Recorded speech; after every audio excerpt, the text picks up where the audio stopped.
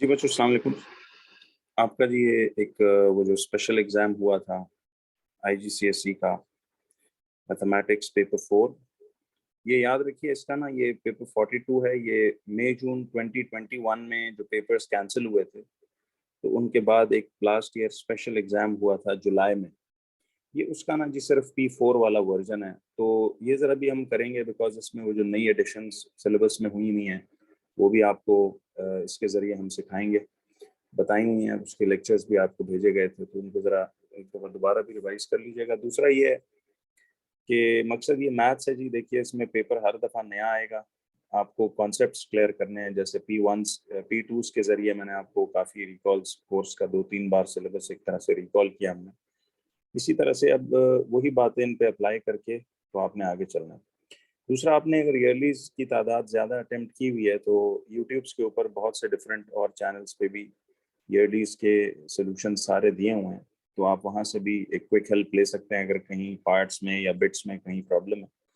मेरे ईयरलीज़ की डिस्कशन का मकसद आपको पूरा एक सिलेबस रिवाइज कराना है, इसलिए मैं क्वांटिटी पे इतना नहीं जा रहा हूँ, थोड़ा-सा क्वालिटी वाइज़ हम चीज़ों को देख रहे हैं। तो ये वो स्पेशल एग्ज़ाम है जी, जुलाई 2021। इसको हम बेसिकली, ये जुलाई में हुआ था, ठीक है जी? तो इसको, दिस इज़ दैट जुलाई 2021 वाला एग्ज़ाम, ठीक है जी? which got cancelled initially and then it took place in July. तो उस वक्त सिर्फ पेपर 4 हुआ था। जरा इसके सबसे पहले क्वेश्चन पे चलते हैं। देखिए, वो कहता है कि Fred is a gardener. Every week he works 8 hours for doctor Shah, 8 hours for Mrs Tariq and the rest of his time for Mr Ambert. कहता है कि Fred works for a total of 20 hours every week. Mr Ambert pays him $37 each week. Work out how much Mr. Umbert pays him for each hour. देखिए, अब उसने हमें ये जो सवाल दिया हुआ है, ऊपर उसने बताया हुआ था कि वो हर वीक 8 घंटे डॉक्टर शाह के लिए काम करता है, 8 hours for Mrs Tariq and the rest of his time for Mrs Ambert. तो अब आपने सोचना ये है कि कहता है Fred works total of 20 hours every week. तो आप ये सोचिए कि अगर वो 20 आवर्स हर वीक में काम करता है, तो सबसे पहले तो आप ये देखिए कि वो मिस्टर अम्बर्ट के लिए कितने आवर्स पर वीक काम कर रहा है। ठीक है जी, पहला स्टेप तो इसमें आपने ये ढूंढना है। तो अब मुझे ये बताइए कि देखिए, उसने आपको बताया हुआ है कि टोटल ऑफ 20 आवर्स वो काम करता है, ठीक है? He works a total of 20 hours every week. 20 hours में से he works 8 hours for doctor Shah, 8 hours for Mrs. Tariq and the rest of his time for Mr. Ambert।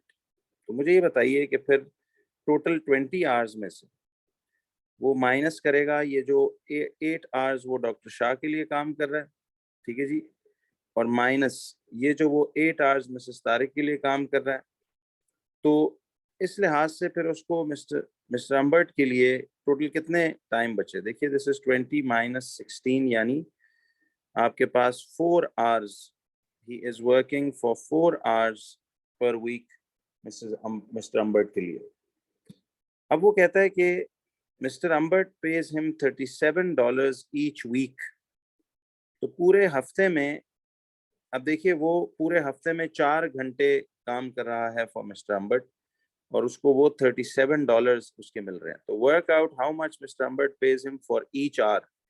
देखिए, अब मिस्टर अम्बर्ट के लिए वो 4 घंटे काम कर रहा है हफ्ते में, और उसको $37 ईच वीक मिल रहे हैं।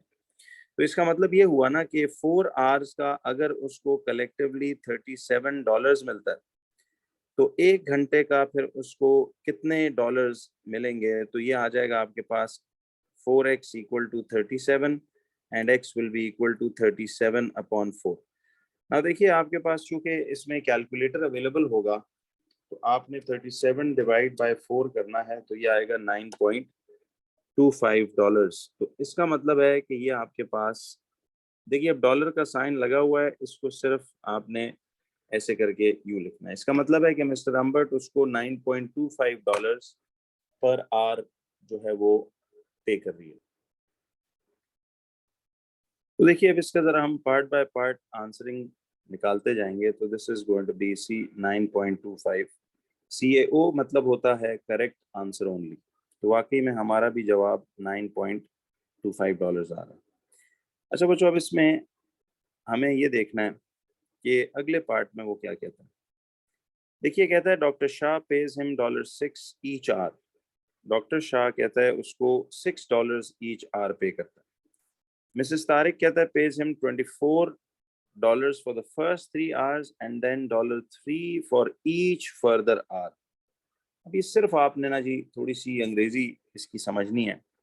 वो कहता है show that Fred is paid a total of $124 each week.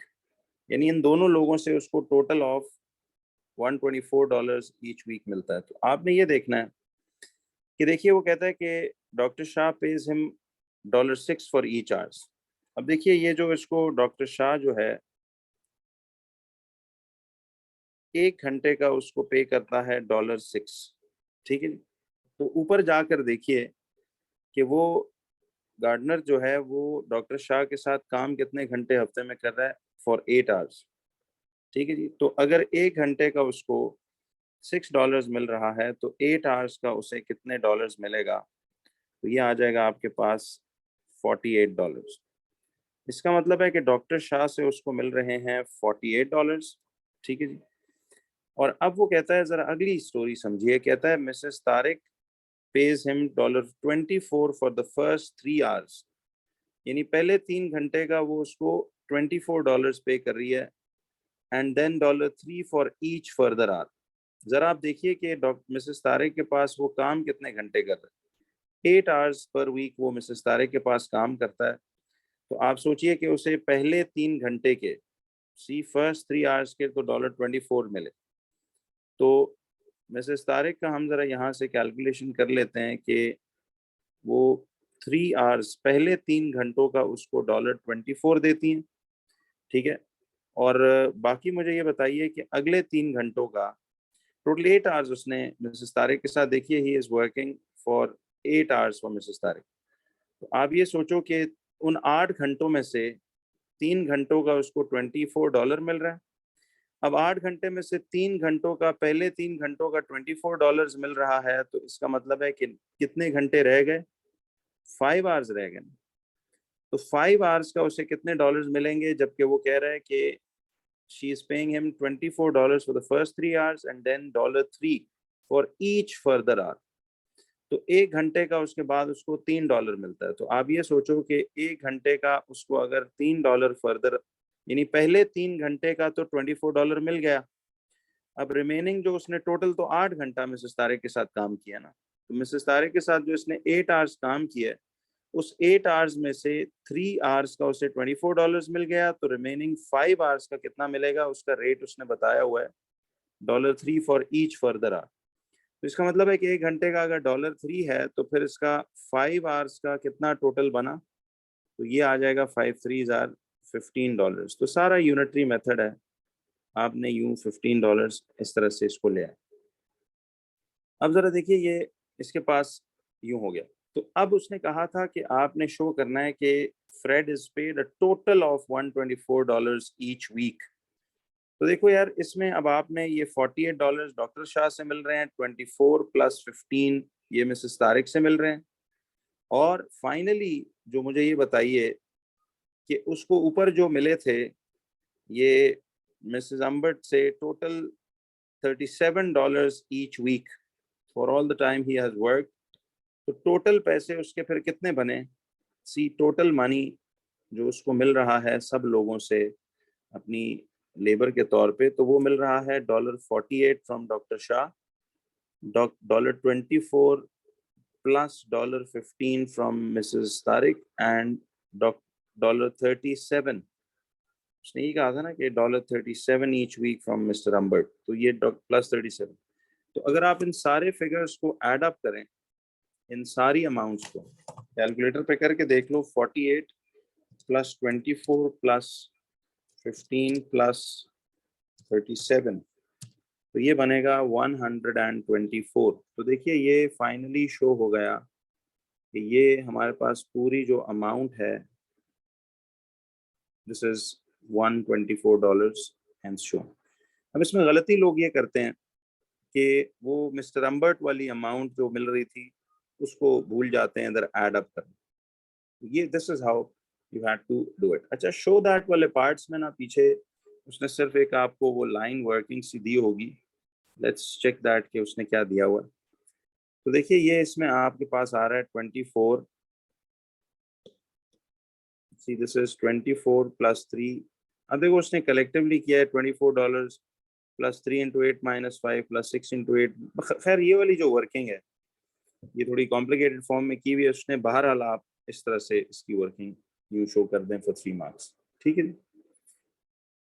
अच्छा, अब देखिए वो कहता है कि Fred is saving, see it says Fred is saving this money to buy a mower costing $800. कहता है calculate the number of weeks Fred must work before he can buy the mower। देखिए ये उसकी टोटल एक हफ्ते की कमाई है $124, ठीक है। वो कहता है calculate the number of weeks Fred must work before he can buy the mower। आप ये सोचो कि देखो अगर वो $124 कमाने में एक हफ्ता लगा रहा है तो उसने हमसे नंबर ऑफ वीक्स पूछे है ना, इसलिए मैं number of weeks right side पर रखा। तो $124 अगर वो एक वीक में कमा रहा है तो मोवर खरीदने के लिए $800 जो चाहिए वो कितने हफ्तों में इसको फिर कमानी पड़ेंगी। तो ये x वीक्स आ जाएगा। तो इधर हम करेंगे 124x इज इक्वल टू 800। तो देखिए अरिथमेटिक्स इज ऑल अबाउट, आप इसको जब करते हो थोड़ा सा कोशिश किया करो कि इस डैश के पास ना आप जरा जगह खाली छोड़ा करें।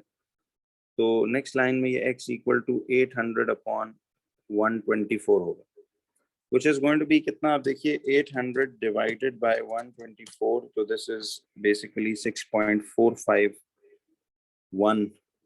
देखिए ये बनता है 6.451 वीक्स। अच्छा, अब उसने सवाल में ये कहा है, कहता है calculate the number of weeks Fred must work before he can buy the mower. अब जरा बच्चों देखिए कि इसमें 6 तो कंप्लीट वीक्स उसको लगेंगे ही लगेंगे, लेकिन ये जो 0.451 वीक्स है इसका आपने, तो बच्चों आपने ये सोचना है कि देखिए ये जो इसने 6.451 वीक्स काम किया, ऑब्वियसली देखिए इस तरह की सिचुएशन में उसने सवाल में चूंकि नंबर ऑफ वीक्स पूछा है ना, तो इसका डेसिमल आंसर मत छोड़ें, कंप्लीट वीक्स। जाहिर है वीक या तो पूरा होता है या नहीं होता। अब देखो आप जरा अकल से सोचो कि अरिथमेटिक्स में बाद में आपको सिखा चुका था कि कंप्लीट नंबर ऑफ वीक्स तो उसको 7 ही लगेंगे। देखो अगर वो 6 वीक्स काम करे तो इसका मतलब है तब भी $124 एक हफ्ते का, तो 6 हफ्तों में तो फिर ये बनता है, अगर हम इसको 6 वीक्स लेते हैं तो 6 इंटू 124 तो अमाउंट बनेगी $744। देखिए ना, अगर एक वीक में वो $124 कमाता है तो अगर मैं इसका जवाब 6 वीक्स मान लेता तो ये तो आपके पास क्रॉस मल्टीप्लाई होके आ जाएगा $744। तो मोवर के लिए तो $800 चाहिए, तो $800 पूरे करने के लिए तो फिर उसको ऑब्वियसली कितने हफ्ते काम करना पड़ेगा। तो भले ये देखिए राउंड फॉरवर्ड हो के 7 वीक्स नहीं आ रहा, लेकिन अगर ये 6 पॉइंट थोड़ा सा भी समथिंग वीक्स हो तो आप खुद सोचें कि देखिए उसको पूरे 7 वीक्स काम करना पड़ेगा। तो वो ऑल्दो अब देखो 7 वीक्स करेगा तो 124 पर वीक से उसको मिल जाएंगे $868। तो ठीक है $800 से वो एक्सीड कर रहा है, लेकिन आप चीज तभी खरीदते हो ना जब आपके पास वो अमाउंट $800 पूरी हो जाएगी। उसको obviously at the end of the week चूंकि सैलरी मिलेगी तो फिर उसे 7 हफ्ते काम करना पड़ेगा $800 या उससे अबव कमाने के लिए। तो इसलिए इसमें कंप्लीट वीक्स आपको 7 की फॉर्म में लिखने चाहिए थे। तो if you look back at the answer तो वहां भी उसने भी यही दिया होगा, सी इट इज 7 वीक्स, तो 7 हफ्ते उसको टोटल समझिए काम करना। अब जरा देखिए उसने नेक्स्ट क्वेश्चन में हमें ये कहा है कि कहता है Fred uses compost in each of the gardens in the ratio, doctor Shah Mrs Tariq और मिस्टर अम्बर्ट का 5:4:6। कहता है he uses a total of 345 litres of compost, find the number of litres of compost Fred uses in Mr Ambert's garden. देखिए आप जरा ये सोचो कि ये पहला जो रेशो है ये डॉक्टर शाह का है, ये दूसरा मिसेस तारिक का है और ये तीसरा मिस्टर अम्बर्ट का है। अगर हम देखें तो यहाँ पे सम ऑफ द रेशो क्या बनता है, चलो मैं इनको एक मिनट जरा इस तरह भी यहाँ पे लिख कर दिखा देता हूँ आपको, ताकि ये सीक्वेंसिंग में गलती ना हो। डॉक्टर शाह को एस लिख देते हैं, डॉक्टर मिसेस तारिक को टी लिख देते हैं, और मिस्टर अम्बर्ट को यू लिख देते हैं। तो एस टी यू का रेशो है 5:4:6। देखिए ये इनके इंडिविजुअल रेशोज हैं, और सम ऑफ रेशो कितना बनता है, ये बनेगा 5 + 4 + 6 यानी 15 यूनिट्स। इसका मतलब है कि 15 units is the total sum of the ratio. अब उसने कहा कि कहता है कि he uses a total of 345 liters of compost। तो मुझे ये बताओ बच्चों कि यही 15 यूनिट्स जो उसने यूज किए थे सबके गार्डन में, क्या यही वो 345 लीटर्स के बराबर नहीं होगा? तो सोचिए, अगर 15 यूनिट्स 345 लीटर्स हैं, तो वो कहता है find the number of litres of compost Fred uses in Mr Ambert's garden. Mr Ambert's garden में 6 यूनिट्स यूज हुए थे, तो अगर 15 यूनिट्स जो हैं वो 345 लीटर्स हैं, तो 6 यूनिट्स जो हैं वो कितने लीटर्स ऐसे होंगे? तो ये क्रॉस होकर ऐसे आ जाएगा, तो ये होगा 15x = 6 × 345।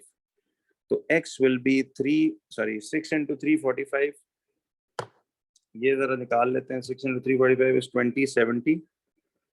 2070 अपॉन, तो वर्किंग का स्टाइल भी बच्चों देखो ये इस तरह से ना, स्टेप 1 2 3 स्टेप 4 5 6 7 8 9 यूं कर, ठीक है जी। तो 2070 डिवाइडेड बाय ये आ जाएगा 15। तो अब ये कितना आता है हमारे पास, 2070 डिवाइड बाय 15, ये आएगा 138 लीटर्स। इसका मतलब है कि ये 138 लीटर्स जो कंपोस्ट यूज हुआ मिस्टर अम्बर्ट के गार्डन में, वो आपके पास ये 138 लीटर्स ऐसे आ जाएगा। तो ये बात क्लियर हुई है सबको कि देखिए ये जो इंडिविजुअली कंपोस्ट की अमाउंट डाल रहा है सब में, तो अगर सम ऑफ रेशो देखें तो ये 15 यूनिट्स आता है।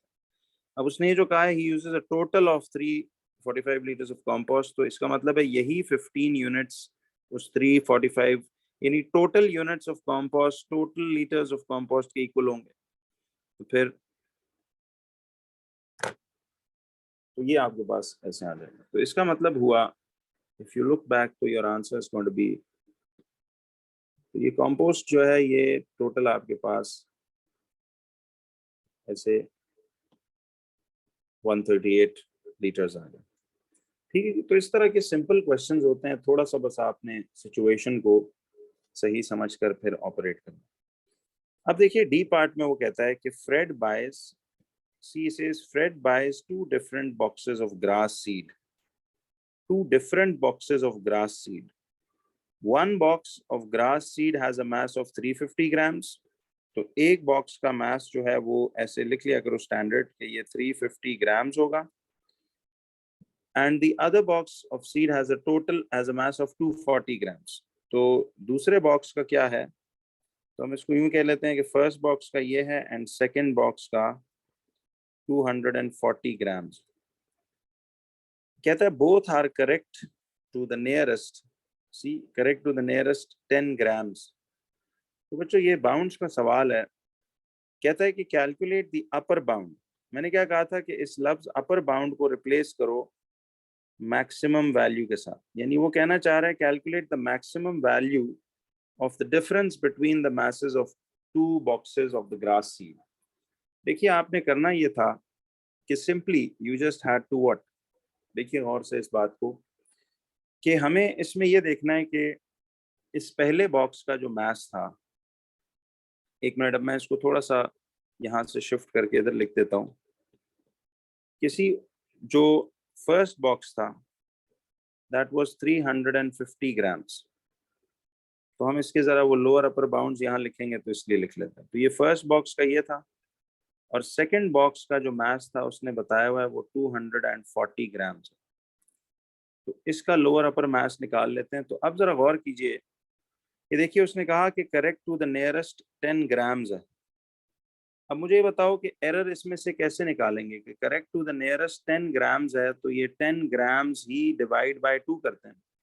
याद है बाउंड्स में जितना करेक्ट टू द नियरेस्ट बोला हो उसी अमाउंट को डिवाइड बाय 2 करके ये पता लगाते हैं कि रीडिंग्स में कितना अप एंड डाउन हो सकता है। इसका मतलब है कि ये readings of mass 5 grams up या डाउन हो सकते हैं। तो 350 में से अब आप -5 ग्राम्स करेंगे तो ये कितना आ जाएगा, ये 345 ग्राम्स आ जाएगा। और अगर आप +5 ग्राम्स करेंगे इसमें तो ये 355 ग्राम्स ऐसे आ जाएगा। तो ये आपके पास उस फर्स्ट बॉक्स का कौन सा बाउंड है, ये फर्स्ट बॉक्स का लोअर बाउंड है, और ये आपके पास उसी फर्स्ट बॉक्स का अपर बाउंड, यानी उस पहले डब्बे की कम से कम मास 345 ग्राम्स हो सकता है और ज्यादा से ज्यादा 355। तो यही जो आप एरर निकालते हो, करेक्ट टू द नियरेस्ट 10 ग्राम से हमने एरर निकाला 10 ग्राम ओवर 2, यानी इस मास की रीडिंग 5 ग्राम अप डाउन हो सकती है। तो आप फिर उसी फर्स्ट में से माइनस वही अमाउंट ऑफ एरर करोगे तो लोअर बाउंड यानी कम से कम इस पहले बॉक्स का वजन 345 ग्राम्स हो सकता है और ज्यादा से ज्यादा इस फर्स्ट बॉक्स का वजन 355 ग्राम्स ये हो सकता है। अब चेक कीजिए कि सेकंड बॉक्स में से भी आप जब -5 ग्राम्स करेंगे, देखिए सेकंड बॉक्स में से भी जब -5 ग्राम्स करेंगे तो ये 235 ग्राम्स आ जाएगा, ठीक है, ऐसे करके। और +5 करेंगे तो ये आपके पास आ जाएगा 245 ग्राम्स, ये इसका अपर बाउंड आ जाएगा दूसरे का। बट देखिए उसने यहाँ बात बड़ी अलग पूछी है, जरा इसमें ध्यान दीजिएगा। उसने आपको कहा है कि calculate the upper bound. Upper bound यानी मैक्सिमम वैल्यू ढूंढिए for the difference between the masses of the 2 boxes of the grass seed. आपने मैक्सिमम वैल्यू तलाश करनी है। क्या फाइंड करना है? Maximum value. आपने मैक्सिमम वैल्यू ढूंढनी है ऑफ द डिफरेंस, ठीक है जी। आपने मैक्सिमम वैल्यू ढूंढनी है, maximum value of the difference between the masses of the 2 boxes of the grass seed। तो maximum value of the difference ढूंढना है, यानी दोनों बॉक्सेस के मास में ज्यादा से ज्यादा फर्क क्या हो सकता है।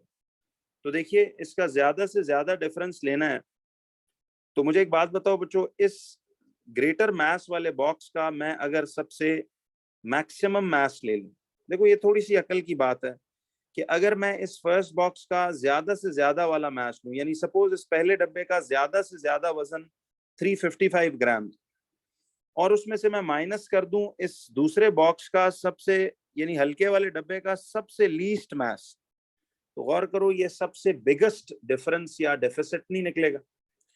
ये देखें आपने अगर ये किया कि 355 ग्राम्स उस फर्स्ट बॉक्स का, देखिए दोनों में से हैवी बॉक्स जाहिर है ये है, तो आप इस हैवियर बॉक्स का सबसे ग्रेटेस्ट मास ले लें, यानी इसका सबसे ज्यादा मास यही हो सकता था ना पॉसिबली 355 ग्राम्स, उसमें से आप उड़ा दें ये जो सबसे लीस्ट मास है 235 ग्राम्स वाला, तो सबसे कम मास अगर आप इसमें से उड़ा दें तो -235 ग्राम्स अगर उड़ा दें तो ये कितना आता है आपके पास। See if you look into this तो ये बनता है 355 माइनस 235, तो ये कितना आएगा 120 ग्राम्स। तो इसका मतलब है कि ये 120 ग्राम्स आपके पास इस तरह से ये आंसर आ जाता है। तो आई होप ये क्लैरिटी आपको हो रही है कि हमने क्यों इस तरह लिया। तो सबसे पहले तो एरर के जरिए आपने इनको माइनस प्लस करके इस फर्स्ट बॉक्स का कम से कम वाला मास और ज्यादा से ज्यादा वाला मास निकाल लिया, और फिर सेकंड बॉक्स का भी लीस्ट पॉसिबल और ग्रेटेस्ट पॉसिबल मास निकाल लिया। अब चूंकि उसने कहा था work out the upper bound यानी maximum value of the difference between the masses of the 2 boxes of grass seed, तो बच्चों गौर करो आपको इस हेवियर बॉक्स का सबसे हेवीएस्ट मास और इस लाइटर वाले बॉक्स का सबसे लाइटेस्ट मास, इनमें जो फर्क होगा वो सबसे ग्रेटेस्ट डिफरेंस नहीं आए। तो इसका मतलब है कि 120 ग्राम्स का फर्क इन दोनों में ऐसे हो सकता है। तो सी हमारा जवाब भी यहाँ पर ऐसे ही आ रहा है, ठीक है। तो ये इस तरह से आपको एक क्लैरिटी क्वेश्चन नंबर 1 में यूं मिलती है। तो ये पूरा का पूरा सवाल आपका क्वेश्चन नंबर 1 ऐसे it had to be solved in this way, ठीक है। तो ये आपका क्वेश्चन नंबर 1 ऐसे सॉल्व होगा। उम्मीद है ये आपसे हो गया हो, ठीक है जी। अब जरा चलते हैं क्वेश्चन नंबर 2 पे which is part of trigonometry.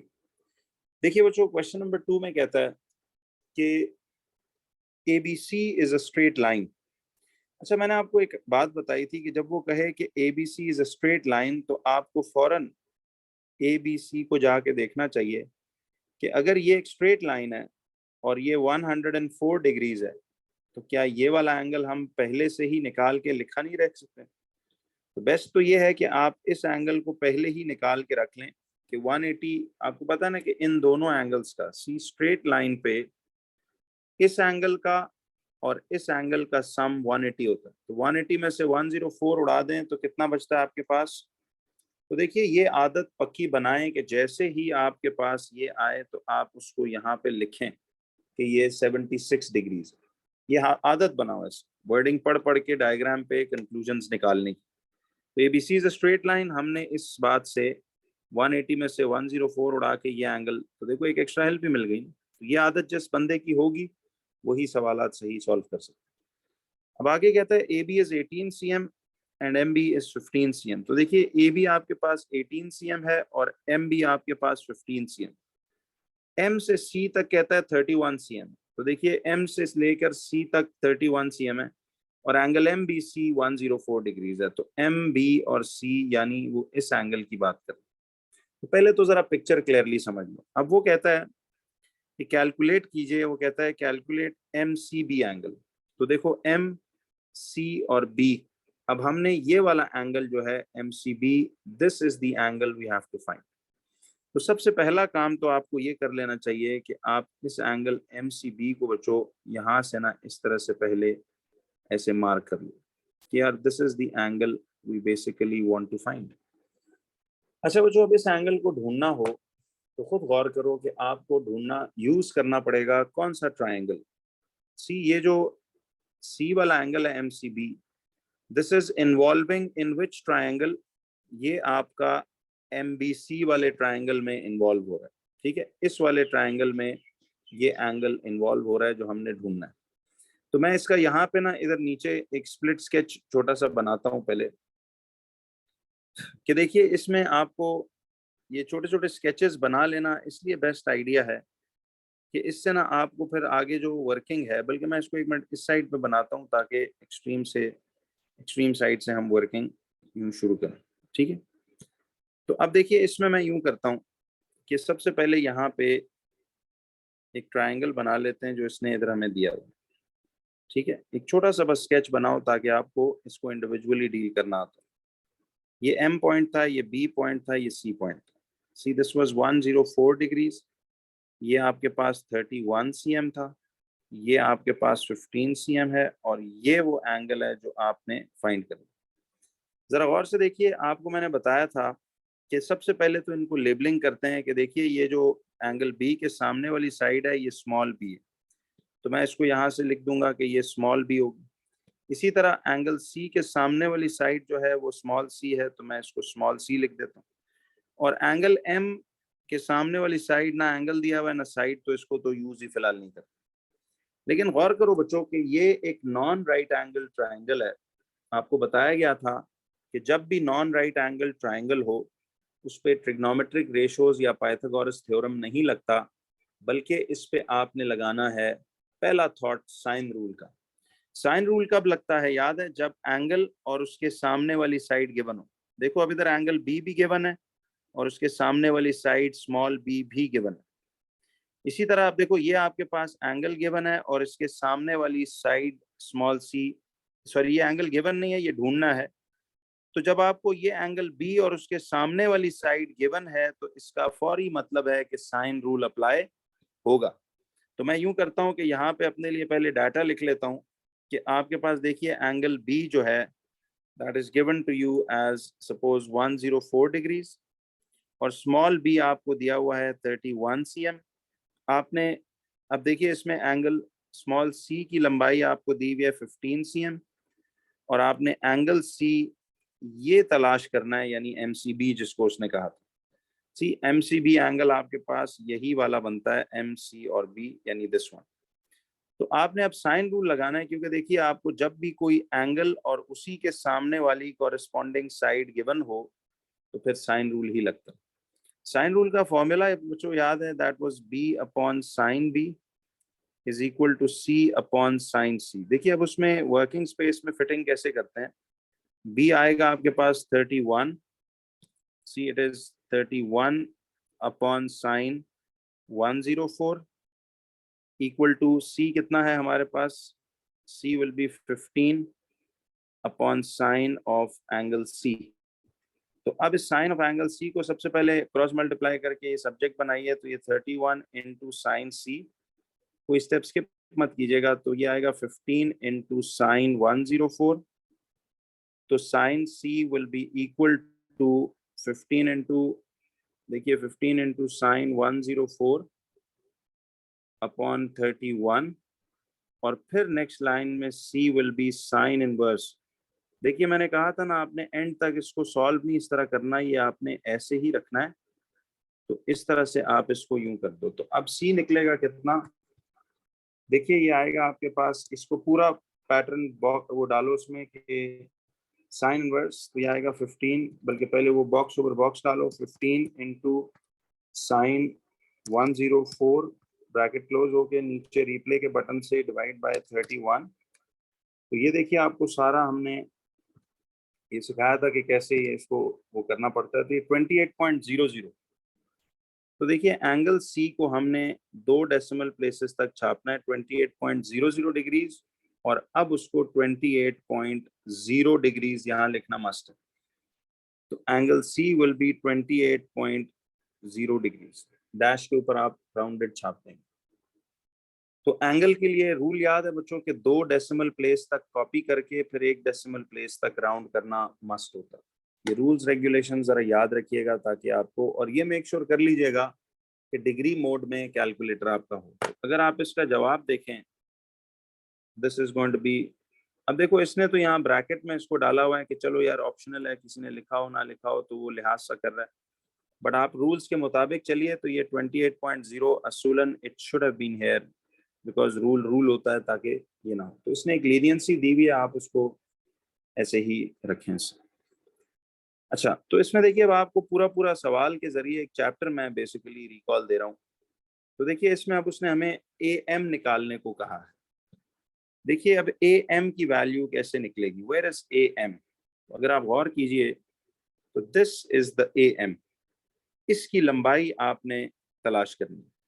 सवाल ये बच्चों कि ये जो AM और आपका ट्रायंगल, AM की लेंथ किस ट्रायंगल में इन्वॉल्व हो रही है, AMB के ट्रायंगल में। तो देखिए AM की लंबाई इस ट्रायंगल में इन्वॉल्व हो रही है ना, और हमने ये 76 पहले ही निकाल के फायदा किया अपना। तो मैं AMB ट्रायंगल का यहाँ एक छोटा सा स्केच बनाऊंगा। सी this is basically AMB triangle, तो इसको बस छोटा सा बनाइए, ज्यादा इसको बेशक बड़ा करने की इस तरह जरूरत नहीं है। तो ये हमारे पास A था, ये M था और ये B था, ठीक है। तो अब आप देखिए जरा, इसमें आपके पास ये BM की लंबाई कितनी आ रही है, BM की लंबाई 15 cm है। तो आप इधर से डायग्राम पे BM की लंबाई यूं 15 cm लिख देंगे। फिर आप देखिए कि इस AB की लंबाई ऊपर उसने दी हुई है, तो देखिए ये जो AB की लंबाई है दिस इज 18 cm।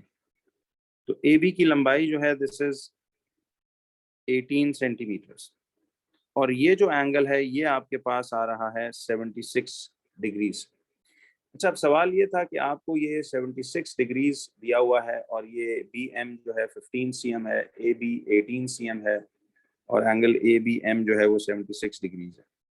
अब सवाल ये था कि देखिए इसमें हमें ये जो पूरा एक डायग्राम दिया हुआ है AMB वाला, तो जरा गौर से देखिएगा कि ये AMB वाला ट्रायंगल जो इसने इधर हमें दिया हुआ है, इसको हमने यूज करना है। और how do you basically figure out कि ये कैसे आपके पास निकलेगा, जरा इस चीज को देखिएगा, सुने। देखिए एक बात याद रखिए कि हमें अब इस ट्रायंगल का जब AM निकालना है, तो मुझे ये बताइए कि AM बेसिकली तो ये तो एक ट्रायंगल है, नॉन राइट एंगल ट्रायंगल है, तो इस पे ट्रिग्नोमेट्रिक रेशियोज या पाइथागोरस थ्योरम अप्लाई नहीं होगा। बल्कि हम इस पे क्या करेंगे कि यहाँ से हम इसमें सबसे पहला काम ये करेंगे कि ये एंगल B है, सी एंगल B हमें दिया हुआ है 76 डिग्रीज। अब B के सामने देखिए हमारे पास B के सामने स्मॉल b वाली साइड है, और यही हमने फाइंड करनी है। एंगल A के सामने हमारे पास स्मॉल a है, और एंगल M के सामने हमारे पास स्मॉल m की लेंथ। तो अब देखिए बच्चों, ये एक आपके पास एक नॉन राइट एंगल ट्राइंगल है, तो इस पे ट्रिग्नोमेट्रिक रेशियोज पाइथागोरस थ्योरम तो नहीं लग सकता, बट पहला थॉट याद है, नॉन राइट एंगल ट्राइंगल पे हम देते हैं साइन रूल का। चेक कीजिए क्या इस पे साइन रूल लगता है। साइन रूल तब लगता है बच्चों अगर इस 76 डिग्री एंगल के सामने वाली ये लंबाई बी की वैल्यू भी गिवन होती, ये तो ढूंढनी है। तो यहाँ एंगल है बट सामने वाली साइड नहीं, यहाँ साइड की लंबाई दी हुई है बट इसके सामने एंगल नहीं, यहाँ लेंथ गिवन है बट सामने वाला एंगल गिवन नहीं। तो फिर क्या किया जाए? किया ये जाएगा कि अब आपको इधर से जरा ध्यान दीजिएगा सारे, कि इसमें हमें क्या करना चाहिए बच्चों। करना ये चाहिए कि हम इसमें ना कोसाइन रूल लगाएंगे, बिकॉज साइन रूल तो फेल हो गया। तो कोसाइन रूल के मुताबिक आपको याद है हमने क्या सीखा था कि कोसाइन रूल में हमेशा याद रखिए कि इस गिवन एंगल के सामने वाली लेंथ का क्या लेते हैं, इस गिवन एंगल के सामने वाली लेंथ का स्क्वायर लेंगे। तो B square equal to A का स्क्वायर प्लस एम का square minus 2 into A into M into cos of angle B. ठीक है जी, A square plus M square minus 2 into A into M into cos of angle B. ये आपके पास ऐसे आ जाए। अब मुझे बताइए कि ये हमारे पास ए एम की लंबाई है, तो ए एम का square is equal to A का स्क्वायर आपके पास आएगा 15 का स्क्वायर प्लस एम आ जाएगा 18 का square minus 2 into 15 into 18 into cos of 76 degrees. तो ये ऐसे आ जाएगा। अब जरा देखिएगा इसमें कि ए एम का आप जब स्क्वायर लेंगे तो 15 का स्क्वायर प्लस 18 का स्क्वायर जो है, इसका याद है, इसका आप हमेशा कलेक्टिव जवाब लिखते थे। ये मैं सिर्फ एक रिकॉल्स की नाते करा रहा हूँ चीजें बच्चों, बातें तो वही होंगी बार बार, कभी किस तरह पूछेगा कभी किस तरह। प्लस 18 का स्क्वायर, इसका कलेक्टिव जवाब आता है 549 माइनस, अब ये जो जवाब है देखिए, इसका हम कलेक्टिव आंसर लेते थे 2 इंटू 15 इंटू 18 का, साथ कॉस 76 अभी नहीं करना, सिंपली 2 इंटू 15 इंटू 18। तो इसका जवाब आप देखिए ये निकलता है 540। तो ये 540 आ गया और इसको इनटू कॉस ऑफ 76 ये लिख देंगे। अब हर स्टेप का अपना अपना एक मार्क है। सी ये फॉर्मूला वैल्यूज पुट करने का अपना नंबर है, इस स्टेप का अपना मार्क है। अब यहीं से आपने ये जो स्क्वायर रूट दिखाने वाला स्टेप है ये आपने करना होता था। याद है बच्चों कि ये स्क्वायर रूट वाला स्टेप भी इसका एक नंबर है, ये तो इससे कट जाता है। तो ए एम हमारे पास अब कितना आएगा, हम इसको याद है पूरा कलेक्टिवली इसको यूं लिखते हैं कैलकुलेटर पे। तो आप यहीं से देखिए स्क्वायर रूट दबाएं और ब्रैकेट में 549 माइनस 540 कॉस ऑफ 76 ब्रैकेट बंद, तो इक्वल टू दबाएंगे तो देखिए ये, बल्कि चलें ऐसे कर लें, स्क्वायर रूट हो गया, सॉरी 549 माइनस 540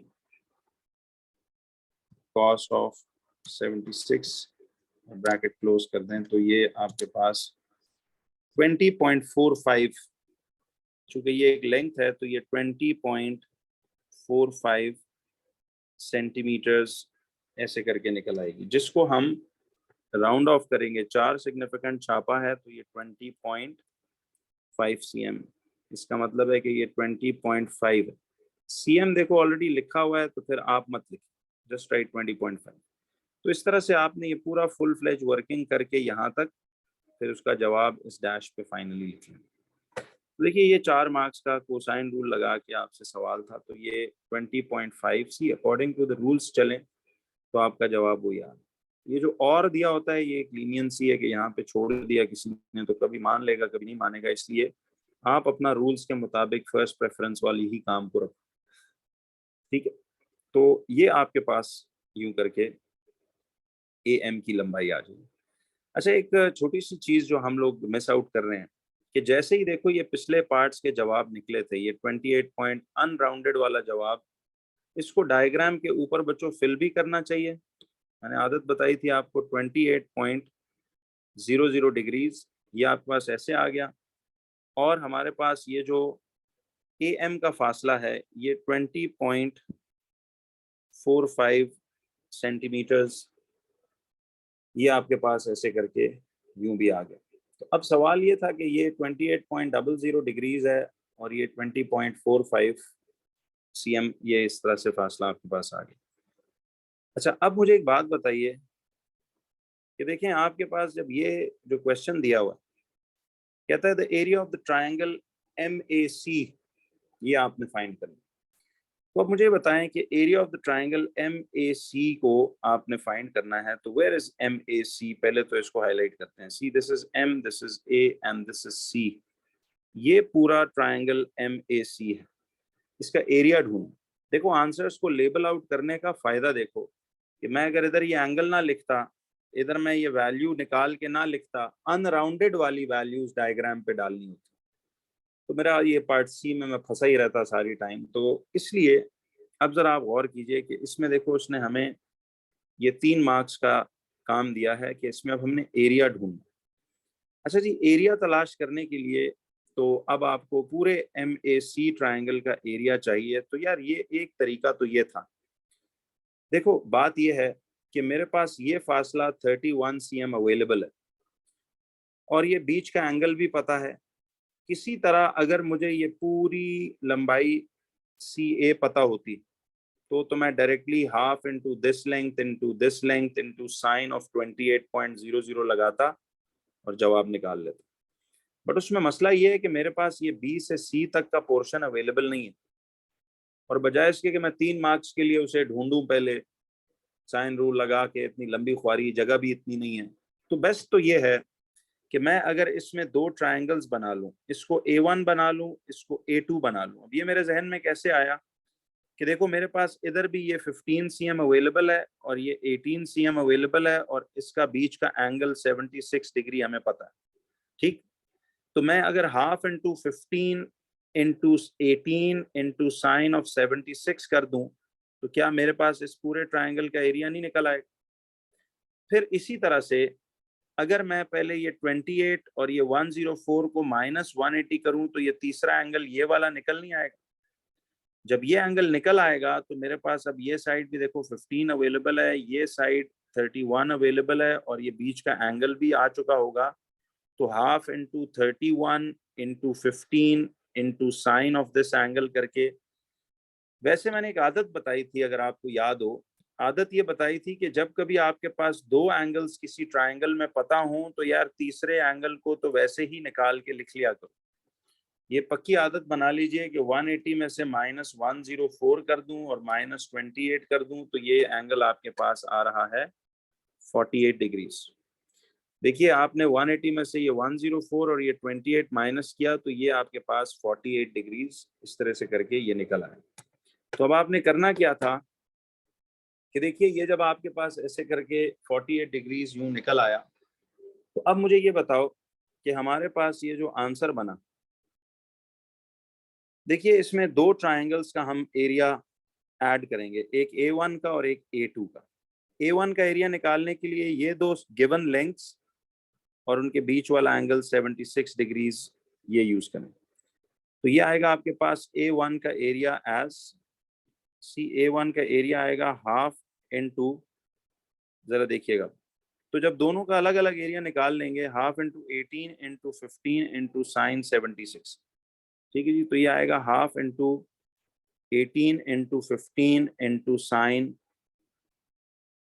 76। तो ये कितना बनता है? तो ये आएगा आपके पास half into 18 into 15 into sine 76। तो ये आएगा जी 130.9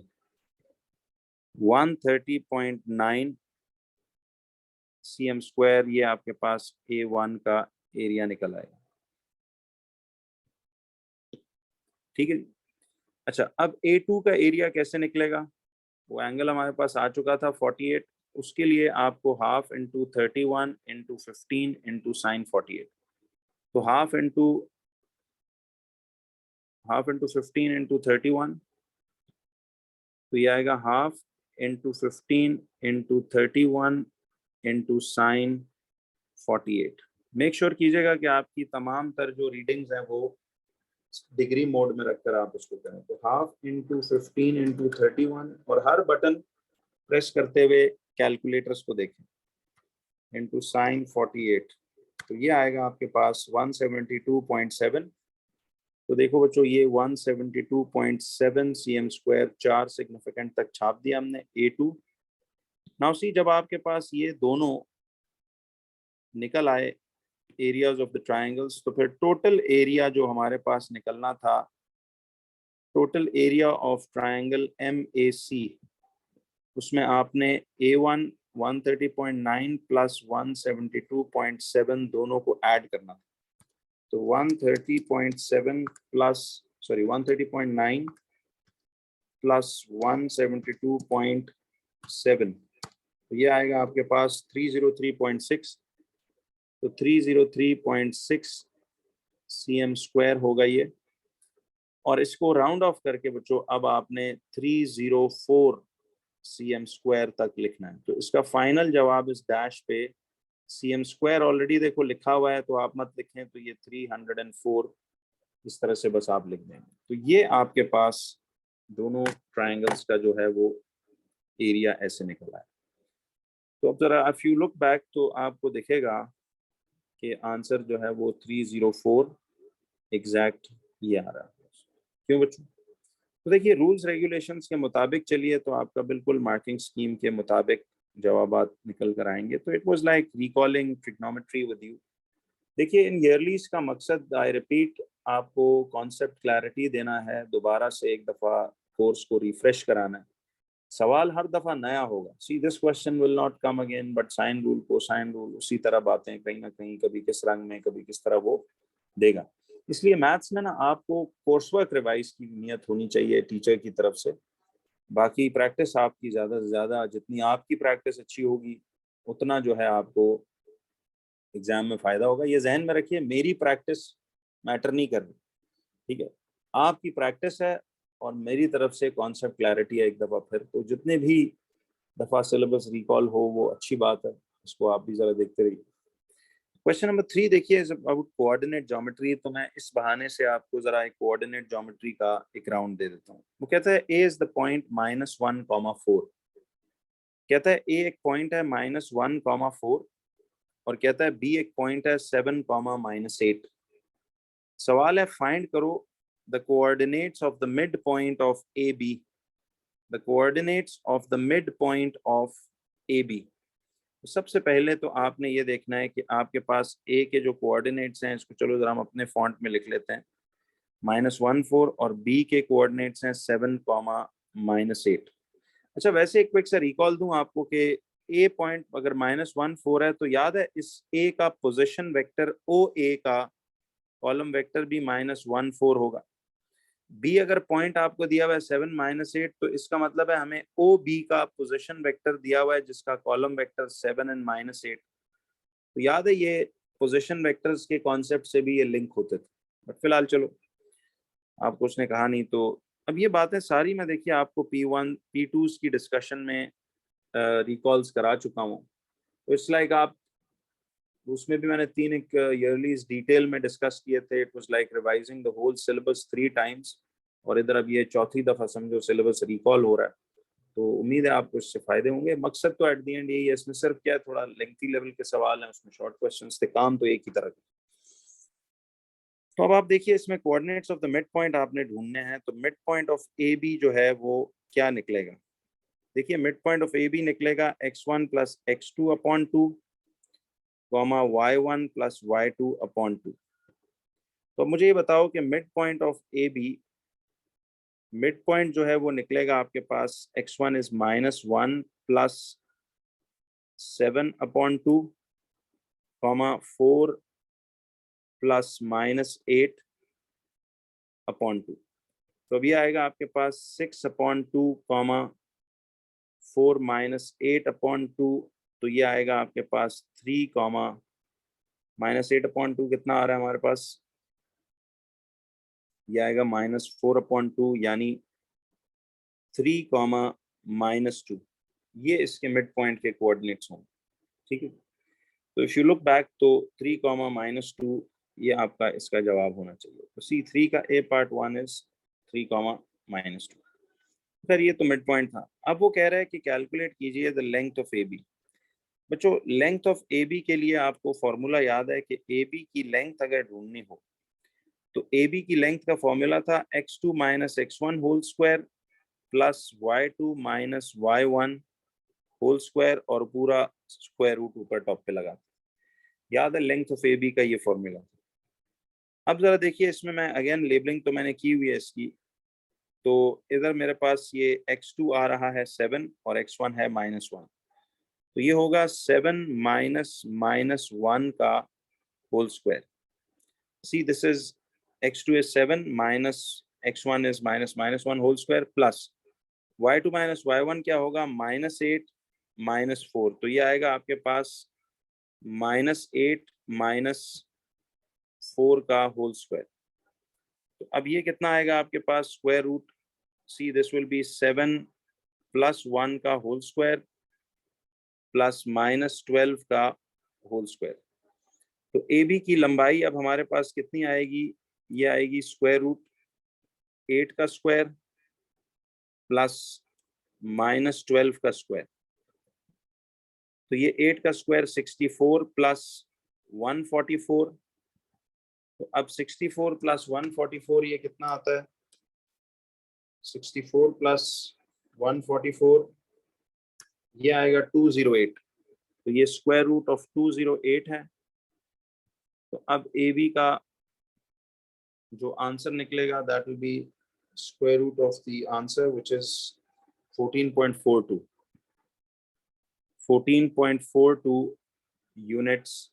ये इसका जवाब है। तो इसका मतलब है कि 14.42, सॉरी यहाँ पे 42 नहीं लिखना था, तो ये 3 सिग्निफिकेंट तक इसको 14.4 यूनिट्स है। तो यहाँ पे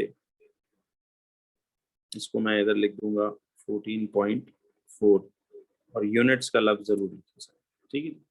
तो 4 सिग्निफिकेंट तक कॉपी करके 3 तक राउंड कर दें। This is going to be C 14.4। तो देखो एग्जैक्टली अकॉर्डिंग टू रूल्स चलो तो आपके यही जवाब आता है।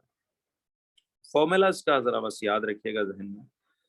अब जरा आइए बच्चों ये एक सवाल देखिए, मैं अक्सर मॉक्स में भी बहुत पूछता था कि कहता है the equation of the line ढूंढो that is perpendicular to A B and passes through the point 9 and 4। 4 marks हैं बच्चों। सबसे पहला काम आपको क्या करना चाहिए, see you done this question solutions में भी बहुत दफा, तो अब तक देख लो इसमें कुछ नया नहीं है सच भाई। सब वही काम है जो हम throughout the mocks throughout the test discuss करते रहे, ईयरलीज में उसमें करते रहे। तो वो कहता है the equation of the line ढूंढो, कहता है फाइंड करो the equation of the line that is perpendicular to A B. अच्छा मुझे ये बताइए परपेंडिकुलर टू ए बी, आपने इक्वेशन ऑफ द लाइन ढूंढनी है that is perpendicular to A B and passes through the point 9,4। तो आपने सबसे पहले तो इक्वेशन ऑफ द लाइन ढूंढनी है that is perpendicular to A B. देखो आप एक रफ सा स्केच बनाओ कि सपोज ये जो लाइन है दिस इज ए बी, ठीक है जी। मिसाल के तौर पे ये एक लाइन ए बी है, ठीक है। अब हमने क्या करना है कि वो कह रहे हैं कि आपने एक लाइन इक्वेशन ढूंढनी है उस लाइन की जो परपेंडिकुलर टू ए बी है। तो इसका मतलब है अगर वो परपेंडिकुलर टू ए बी है तो वो तो फिर ऐसी लाइन होगी ना, देखिए दिस इज दैट लाइन जो कि परपेंडिकुलर टू ए बी है।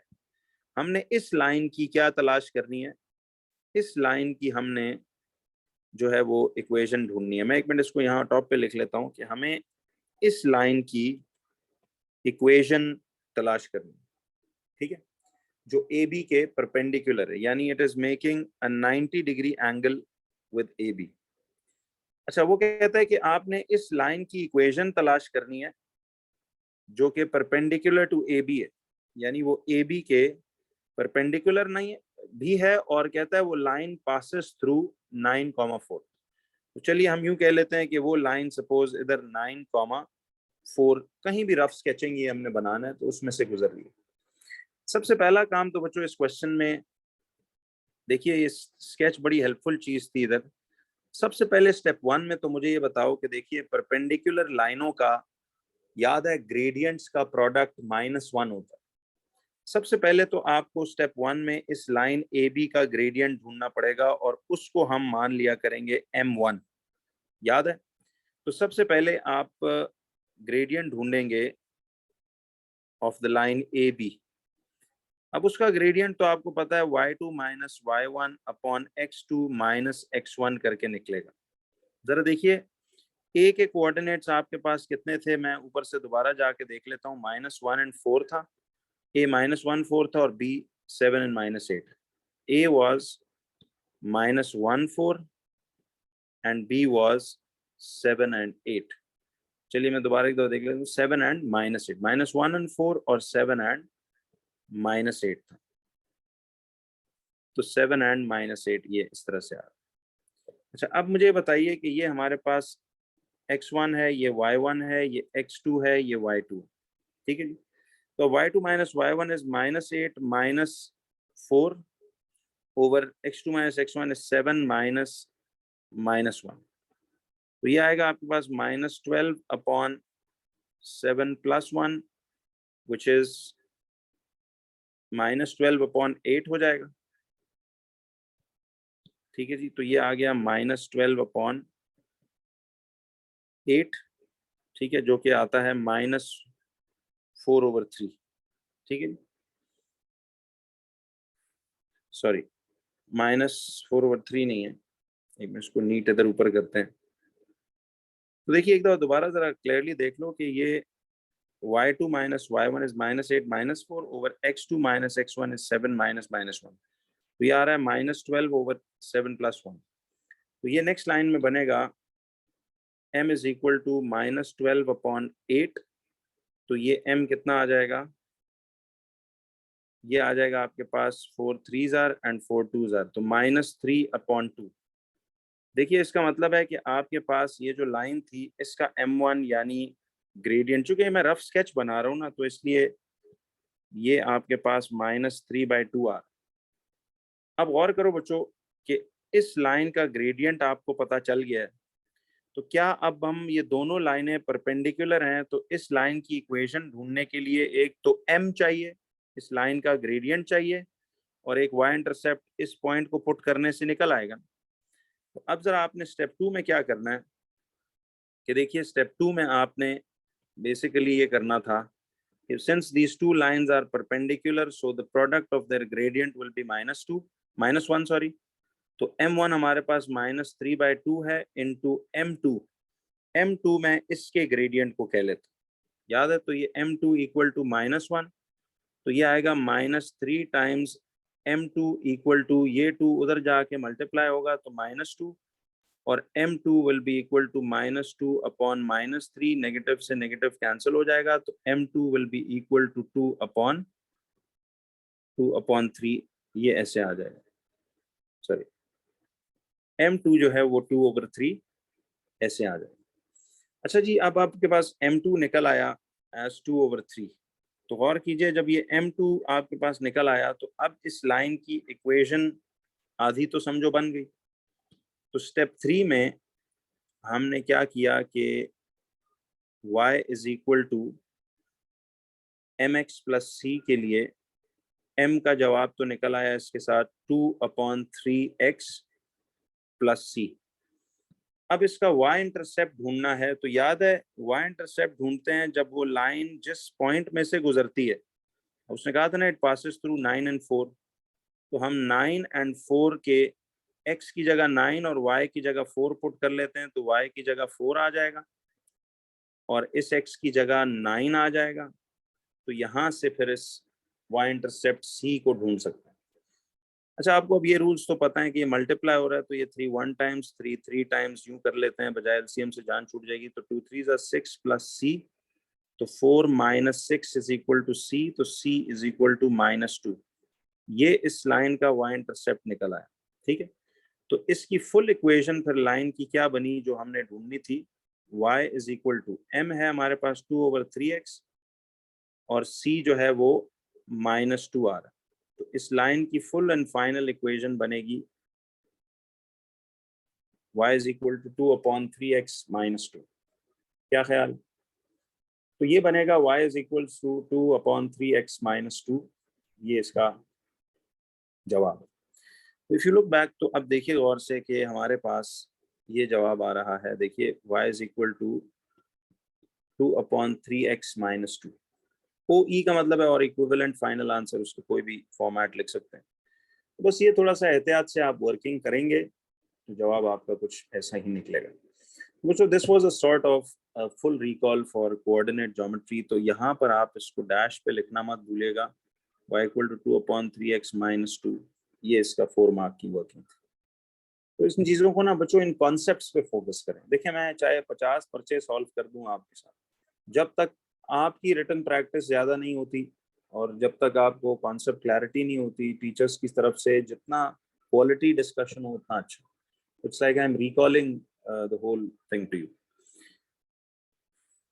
ठीक है जी। ये जो बच्चे इस माइंडसेट के हैं ना कि टीचर 50 पर्चे डिस्कस करेगा तो मैं बेहतर हूँगा पेपर्स में, ये बड़े सैडली मिस्टेकन लोग हैं। इनको अल्लाह हिदायत दे। इनको ये समझ नहीं लग रही कि ये मैथ्स है, ये कोई रटे रटाए सवाल तो नहीं आने ना। तो कॉन्सेप्ट की क्लैरिटी उनको ये समझ नहीं लग रही कि उनके एंड से प्रैक्टिस होना पूरे सेशन में बहुत जरूरी था। ठीक है जी। टीचर्स तो करते ही करते हैं ना, लेकिन आपके एंड से जो प्रैक्टिस है वो बहुत जरूरी थी और हमारे एंड से कॉन्सेप्ट क्लैरिटी बड़ी जरूरी थी। इस बात को समझे नहीं तो ये गिले आपके खत्म नहीं होंगे फिर। हाँ जी। अब जरा ये इसके क्वेश्चन नंबर जो बी पार्ट पे है, जरा देखिए। कहता है point P has the position vector S and point Q has a position vector T. अब देखो ये उसने ना एक साथ वेक्टर्स का क्वेश्चन भी जोड़ दिया है उसमें। कहता है कि पॉइंट पी जो है इसका पोजीशन वेक्टर एस है और पॉइंट क्यू का पोजीशन वेक्टर टी है। कहता है P Q is extended to the point X such that P X ratio Q X is 7:3। Find the position vector of X. देखिए ये 3 मार्क्स का एक सवाल है, बहुत सिंपल ये बात है। इसकी आपको ना स्केच बनाना पड़ेगा तो तब बात समझ में आएगी। देखिए when he talks of position vectors, तो आप क्या कर लें यहाँ पे, आप इसको ना इधर से एक छोटी सी यूं ग्रिड बना लें। देखिए आप ग्रिड बना के काम करेंगे तो इसमें आपको समझ आ जाएगी, या चलो ग्रिड आप ना भी बनाओ, आपको पता ना कि position vector begins from the point O. Position vector का मतलब ये होता है कि जिसका स्टार्टिंग पॉइंट उस वेक्टर का ओरिजिन यानी ओ होता है। अब जब ये कह रहा है कि point P has a position vector S, तो इसका मतलब है कि यहां से लेके इधर तक ओ पी तक हमारा जो वेक्टर है, ओ पी जो है, ठीक है जी, वो हमारे पास एस की वैल्यू उसने दी। ये मतलब see point P has a position vector S, यानी पोजीशन वेक्टर मतलब पी पॉइंट का पोजीशन वेक्टर यानी ओ पी, और ओ पी का एल्जेब्रिक वैल्यू उसने स्मॉल एस दी। फिर कहता है and the point Q has the position vector T.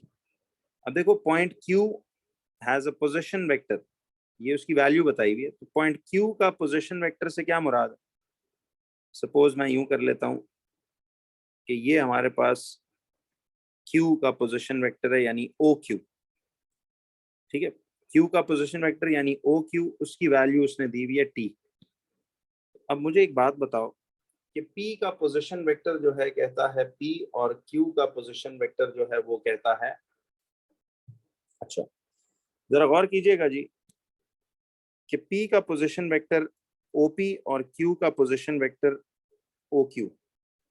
OP का पोजीशन वेक्टर जो है वो S है और OQ का पोजीशन वेक्टर जो है वो आपके पास T है। ठीक है, सवाल ये था, कहता है PQ is extended two point X such that PX ratio QX is 7:3। कहता है PQ का पॉइंट जो है, PQ is extended to a point X। PQ is extended, देखिए अब ये जो P से Q की लाइन है, कहता है PQ is extended to a point X। ठीक है जी, ऐसे करके PQ is extended to a point X, ये मतलब। लेकिन आप लफ्जों को सिर्फ फॉलो करें कि वो कहता है कि PQ को एक्सटेंड किया गया है। P से Q की लाइन को कहता है एक्सटेंड किया गया है to a point X such that Px ratio Qx is 7:3। यानी देखिए Px जो है वो 7 यूनिट्स है और Qx जो है वो 3 यूनिट्स। तो जरा देखिएगा, देखिए Qx जो है वो 3 यूनिट्स है, तो इसका मतलब है कि ये Q से लेके X तक ये 3 यूनिट्स आ गया, और Px जो है वो टोटल 7 यूनिट्स है। तो P से लेके X तक ये 7 यूनिट्स अगर देखिए P से लेके X तक ये आपके पास 7 यूनिट्स उसने दिया, सॉरी P से X तक आपको उसने 7 यूनिट्स दिया हुआ है। तो मुझे बताओ कि P से लेके Q तक फिर कितना यूनिट्स होगा। देखिए ना, आपको ये समझ आई कि Px 7 यूनिट्स है, यानी ये पूरा का पूरा Px 7 यूनिट्स है और Qx 3 यूनिट्स है। तो इसका मतलब है Qx अगर 3 यूनिट्स है तो फिर जाहिर बात है कि ये 7 - 3 यानी 4 यूनिट्स होगा। तो हम यूं कर लेते हैं कि यहाँ पर हमारे पास ये आ रहा है 4 यूनिट्स। ठीक है जी। तो इस तरह से ये आपने यूं करके लिख लिया कि ये बेसिकली 3 यूनिट्स था, ठीक है जी, और वो 4 यूनिट्स।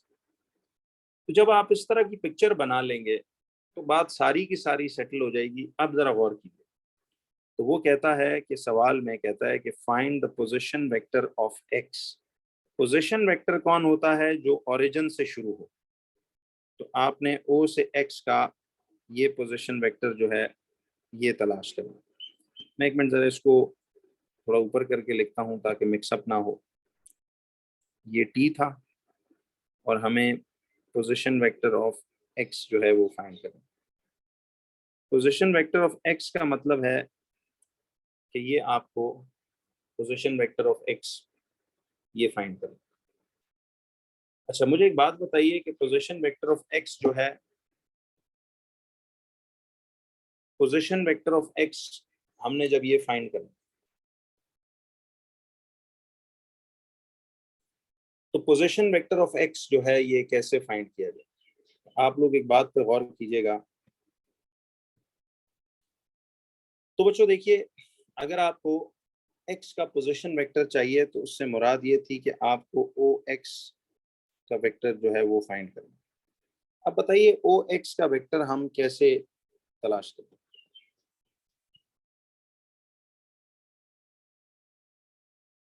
देखिए ओ एक्स का वेक्टर हम कैसे फाइंड करें? मुझे ये बताइए कि यार आपको ओ एक्स का वेक्टर अगर चाहिए तो ओ से एक्स का वेक्टर ढूंढने का क्या टेक्निक होगा? सबसे पहला काम आप ये कीजिए कि आपने इस पूरी पिक्चर को बनाने के बाद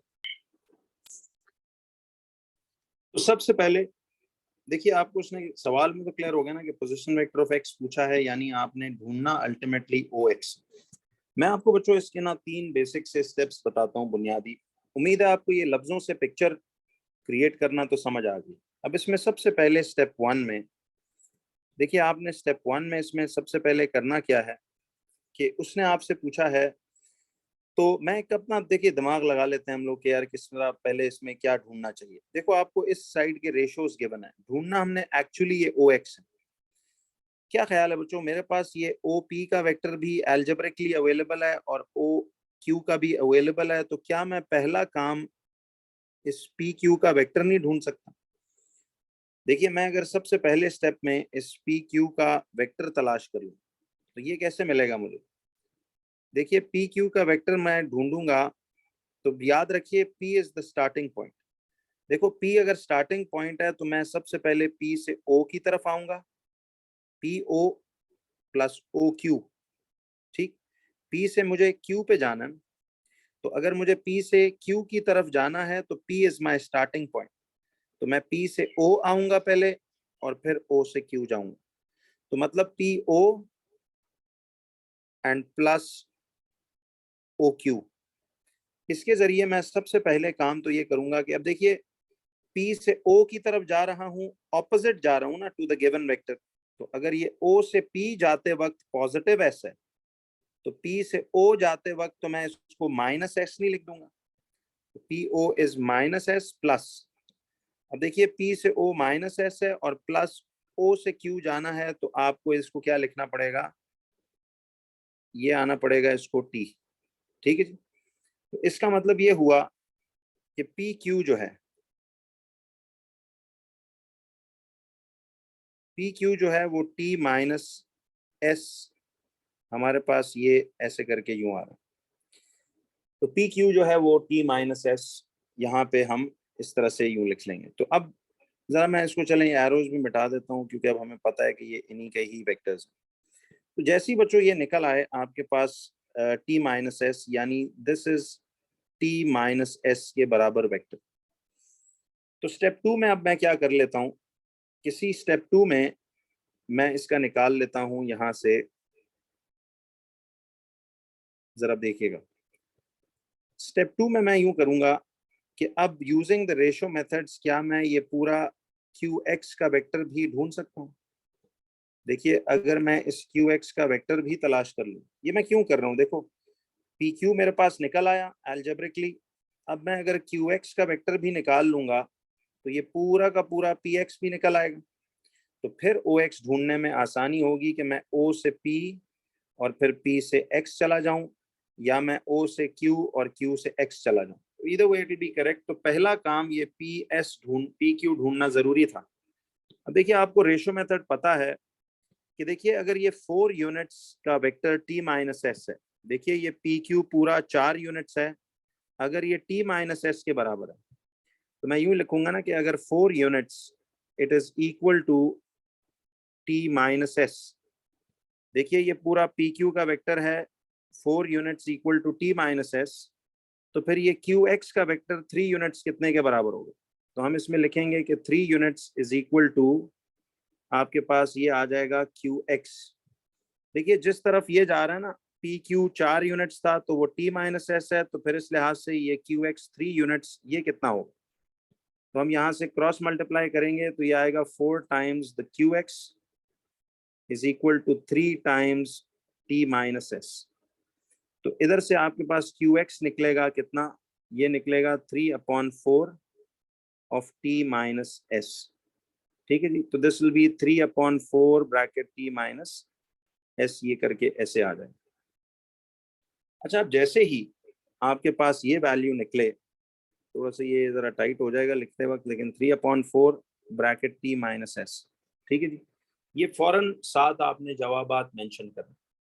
तो once you are through with this, तो बच्चों अब गौर करो, क्या ये ओ एक्स का वेक्टर अब ढूंढा नहीं जा सकता। तो देखिए ओ एक्स के लिए स्टेप 3 में हमें क्या करना पड़ेगा। तो एग्जाम में आपको नहीं ये स्टेप 1 2 3 लिखना, बस सीक्वेंस में चलते जाना। ओ एक्स यानी पोजिशन वेक्टर ऑफ एक्स से मुराद थी कि ये ओ एक्स तलाश करना। तो इसके लिए ओ क्यू और क्यू एक्स, ये इस तरफ आपको जाना था। तो O Q plus Q X आपने यू फाइंड करना है। तो ओ क्यू कितना आ रहा है, ओ क्यू टी आ रहा है, और क्यू एक्स कितना है, Q X is 3/4 of T minus S. ठीक है। तो देखिएगा गौर से कि O Q is T and Q X is 3/4 bracket T minus S. तो अब आपने जब यहाँ से इसको देखिए मजीद इस तरह से करना है, तो आप गौर करो बच्चों कि ये आपके पास एलसीएम आ गया, एलसीएम इज 4, तो ये इंटू 4 इंटू 4 इंटू 1 तो ये आएगा 4t plus 3 into T minus S. Next line में ये आएगा 4t plus 3t minus 3s upon 4। तो ये आएगा 4t, सॉरी ये माइनस होके क्या बन जाएगा, 4t plus 3t will be 7t minus 3s upon 4। तो ये आपके पास ओ एक्स का फाइनली ये वेक्टर बनेगा। ठीक है। तो this will B 7t minus 3s upon 4। तो लेट्स चेक अगर कोई मैंने अलजेब्रिक मिस्टेक बाय मिस्टेक ना की हो तो। अच्छा देखिए इसने इसको जो जवाब दिया है ये जरा आप गौर से देखिएगा, ये आंसर और मेरा आंसर बिल्कुल एक जैसा है। उसकी वजह यह है कि आपको ये बताया गया था ना अलजेब्रा में हम ये बात अब से कर सकते हैं, मोस्टली वेक्टर्स में ये यूं कर देता है कि देखो अब एक सिंगल फ्रैक्शन है और बीच में माइनस प्लस हो तो ये कट तो नहीं सकते। तो उस ये जवाब बिल्कुल हालांकि परफेक्ट है अगर आप एग्जाम में लिखें, फुल मार्क्स हैं। लेकिन आप जरा देखो उसने क्या किया हुआ है कि उसने दोनों को स्प्लिट फ्रैक्शंस में यूं लिख दिया, तो इस तरह अलग किया जा सकता है ना। और उसने ये -3/4s पहले लिख दिया और +7t/4 बाद में लिख दिया, तो this is basically exactly the same thing.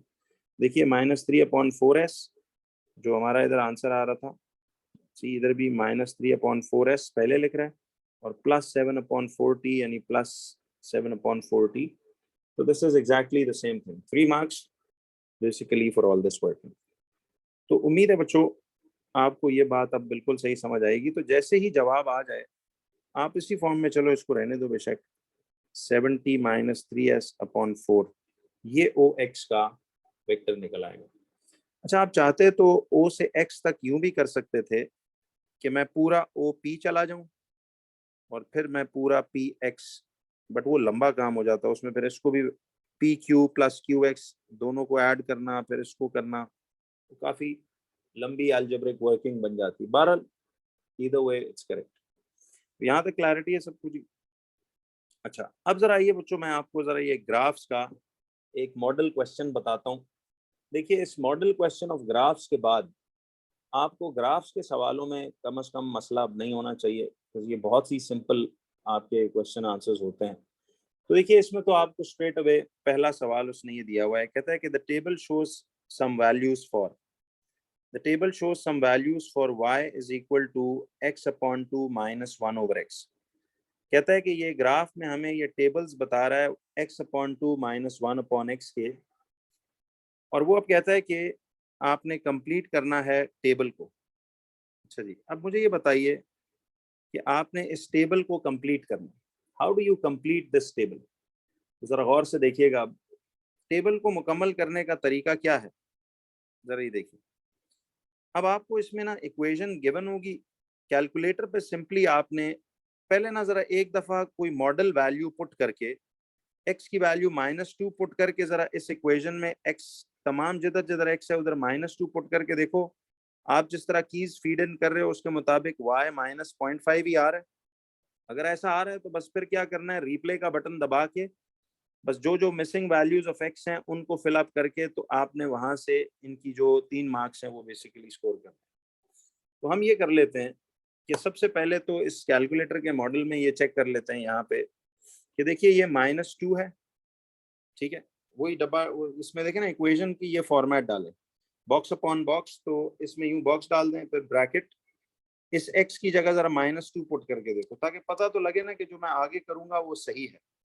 -2 upon ये आ रहा है हमारे पास, इधर 2 आ रहा है, ये 2 आ रहा है, फिर आगे रिप्ले का फॉरवर्ड बटन दबाओ, बीच में माइनस का साइन है, फिर बॉक्स ओवर बॉक्स डालो और फिर 1/1 आप ब्रैकेट डाल दें, फिर उसमें -2 पुट करें। तो ये काम तो उम्मीद है आपको सिखाया हुआ है। तो इक्वल टू दबाओगे तो ये एग्जैक्ट -0.5 ही आ रहा है, इसका मतलब है मैंने बटन्स बिल्कुल सही फीड इन किए। तो अब जरा चलते हैं इसमें x की वैल्यू -1। देखिए अगर इधर हमारे पास ये x की वैल्यू आ रही है, इधर से ये 1 आ रहा है इधर, और ये इधर तक हमारे पास आ रहा है, ये भी 1 आ रहा है, तो -1 अब पुट करते हैं, तो -1/-1 तो ये इक्वल टू ये 0.5 ऐसे करके आ जाए, ठीक है जी। तो दिस इज 0.5 ऐसे करके। अब जरा देखिए इसी में अगर हम यहाँ से डिलीट बटन दबाएं और फिर वापस ये -2 की वैल्यू सॉरी पुट करें, तो देखिए अब इसमें -0.2 पुट कर देखें और ये आगे उसी तरह, तो वही जो फीड इन किया हुआ बस उसमें रिप्ले का बटन दबा के -0.2 ऐसे ले आइए, तो ये इक्वल टू बन जाएगा 4.9, ठीक है। तो हम इसको बैक से जरा मिला भी लेंगे। अच्छा, जब ये दरमियान में ना ऐसे शेडिंग सी दे दे, तो शेडिंग का मतलब होता है बच्चों कि इसमें दो अलग अलग ग्राफ्स बनेंगे, यानी ये पोर्शन जो है ना इन कोऑर्डिनेट से एक अलग सेक्शन ग्राफ का बनेगा, और ये डिस्कनेक्शन का साइन होता है बीच में, जब ये शेडेड बॉक्स लिख दे इसका मतलब है कि ये पोर्शन अलग ग्राफ बनेगा और ये पोर्शन एक अलग ग्राफ बनेगा। तो अब जरा आप 0.2 पुट करो इसमें, तो अब इसी तरह से जस्ट डिलीट दिस, देखिए यहाँ से आप इसको हटा दीजिए तो ये इधर से ऐसे आ जाएगा, तो ये बनेगा -4.9, तो ये -4.9 ऐसे आ जाएगा। और फिर इधर से आपने इस 1 की वैल्यू सॉरी पुट करनी है, तो इस 1 की वैल्यू पुट करेंगे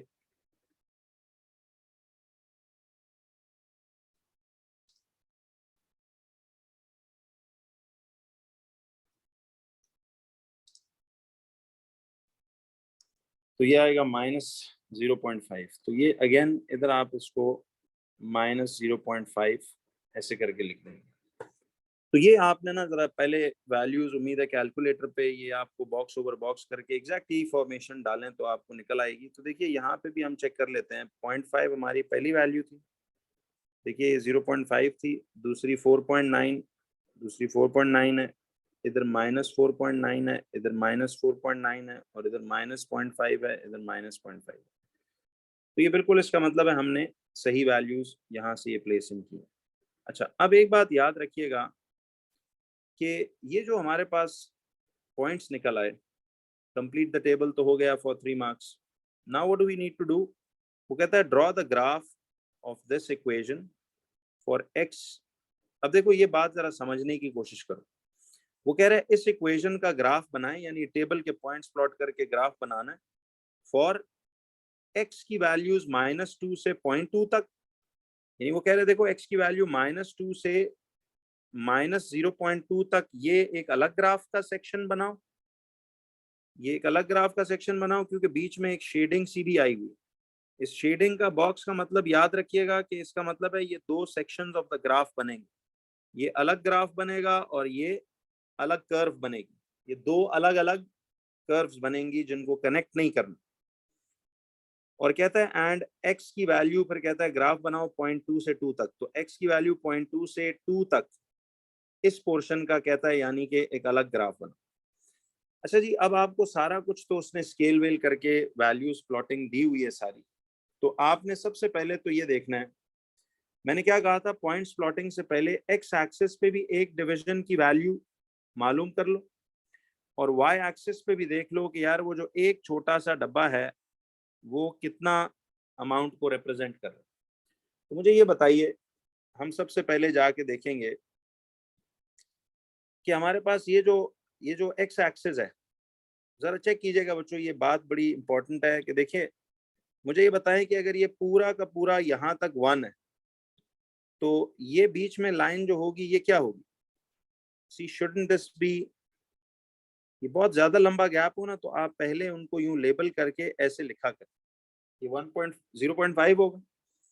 फिर गौर करो, अगर ये 1 है और ये 2 है, तो इनका एग्जैक्ट मिडल ये क्या होगा, सी इनका एग्जैक्ट मिडल ये जो है दिस विल बी 1.5। पहले ऐसे लेबलिंग कर लो ताकि मजीद आसानी हो जाए। इसी तरह देखिए यहाँ पे ये हमारे पास ये वैल्यू आ जाएगी -0.5, और ये वैल्यू आ जाएगी -1.5। ये क्लियर है सबको? अच्छा, अब जरा गौर कीजिएगा कि यहाँ तक जब आपके पास ये निकल आई वैल्यूज, तो इस तरह से अब चेक कीजिएगा कि ये तो मजीद फिर 0.25 हो जाएगा, और ये 0.75, ये 1, ये 1.25, 1.5, 1.75 एंड 2, तो ये और ज्यादा आपको स्केलिंग को पहले समझना पड़ता है। इसी तरह से y एक्सिस पे ये जो पूरा 1 दिया हुआ है, तो ये कितना आ जाएगा माइनस, तो ये आ जाएगा आपके पास 0.5, फिर ये आ जाएगा 1.5, फिर ये आ जाएगा आपके पास 2.5 एंड सो ऑन, ये इस तरह से 3.5 एंड सो ऑन। वैसे इनको लिखने के बीच में इनको जरूरत नहीं थी, क्योंकि ये तो चलो ओरली भी हमें पता है, लेकिन ये चूंकि बीच में बहुत ज्यादा एक्स एक्सिस पे बहुत ज्यादा गैप था, तो ये मैंने बीच में ऐसे मार्किंग्स लगा दी। अब जरा चेक करो बच्चों, एक्स एक्सिस पे इस एक डिवीजन की वैल्यू कितनी होगी। देखिए जरा गौर से देखें कि ये आपके पास ये 10 निशान है, चलें इसकी जरूरत पड़ी तो फिर हम देख लेंगे, क्योंकि इधर वैल्यूज बड़ी उसने स्ट्रेट स्ट्रेट दी हुई है, देख रहे हो -2, -1.5, 0.5 के केस में दी हुई है, चलो 0.2 जहां आएंगे तो वो हम देख लेते हैं। बट वाई एक्सिस पे जरा आप चेक करो कि इस एक निशान की वैल्यू कितनी है, देखो ये आपके पास दिख रहा है कि ये एक निशान 2 3 4 5 6 7 8 9 10 10 divisions represent a one complete unit.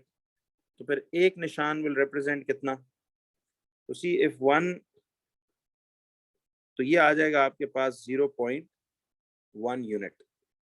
ऐसे ही है ना कि y एक्सिस पे ईच निशान is going to be 0.1 unit. तो अब सबसे पहला काम तो ये है कि आपने इन पॉइंट्स को प्लॉट करना है। देखिए ये पॉइंट है -2 -0.5, तो ये कोऑर्डिनेट है बेसिकली -2, -0.5। तो इसको प्लॉट कर लेते हैं -2। अब देखिए -2 हमारे पास यहाँ आ रहा, दिस इज -2। देखिए ये -2 है और यहाँ से -0.5 है, तो क्या इनका पॉइंट ऑफ इंटरसेक्शन ही हमारा ग्राफ पॉइंट नहीं होगा? तो ये आपके पास इधर आ जाएगा ये वाला निशान। मैं इसको ऐसे ये पॉइंट, उम्मीद है अब आपको पॉइंट्स प्लॉटिंग आती हो। देखिए गौर से, x कोऑर्डिनेट -2 है और y कोऑर्डिनेट -0.5। देखो ना 0 और 1 के दरमियान ही -0.5 नहीं होगा। तो एग्जैक्ट निशान आपने इधर से चुनना है, ये -0.5 है और ये -2 है, तो इधर आकर वो पॉइंट प्लॉट हो। ठीक है जी, पहला पॉइंट प्लॉट हो गया। अब दूसरा पॉइंट देखिए, उसने दिया हुआ है -1.5 एंड -0.08। देखिए ये थोड़ी सी जरा ट्रिक सिचुएशन है, इसको ध्यान से देखिएगा। -1.5 तो ये है, ये -1.5 और -0.08 कितना बनता है? जरा देखिए, -0.08 तो -0.1 के क्लोजेस्ट नहीं है। ठीक है, तो ये -0.08 यानी बहुत ही इसके करीब आता है, क्योंकि देखो ये -0.1 -0.2 -0.3 0.4 0.5, तो -0.08 तो -0.1 से भी थोड़ा सा पीछे होगा। तो ये यहाँ कहीं ना एग्जैक्ट इस निशान पे, चलिए मैं इसको इधर लगा लेता हूँ, ये जो पॉइंट आ रहा है,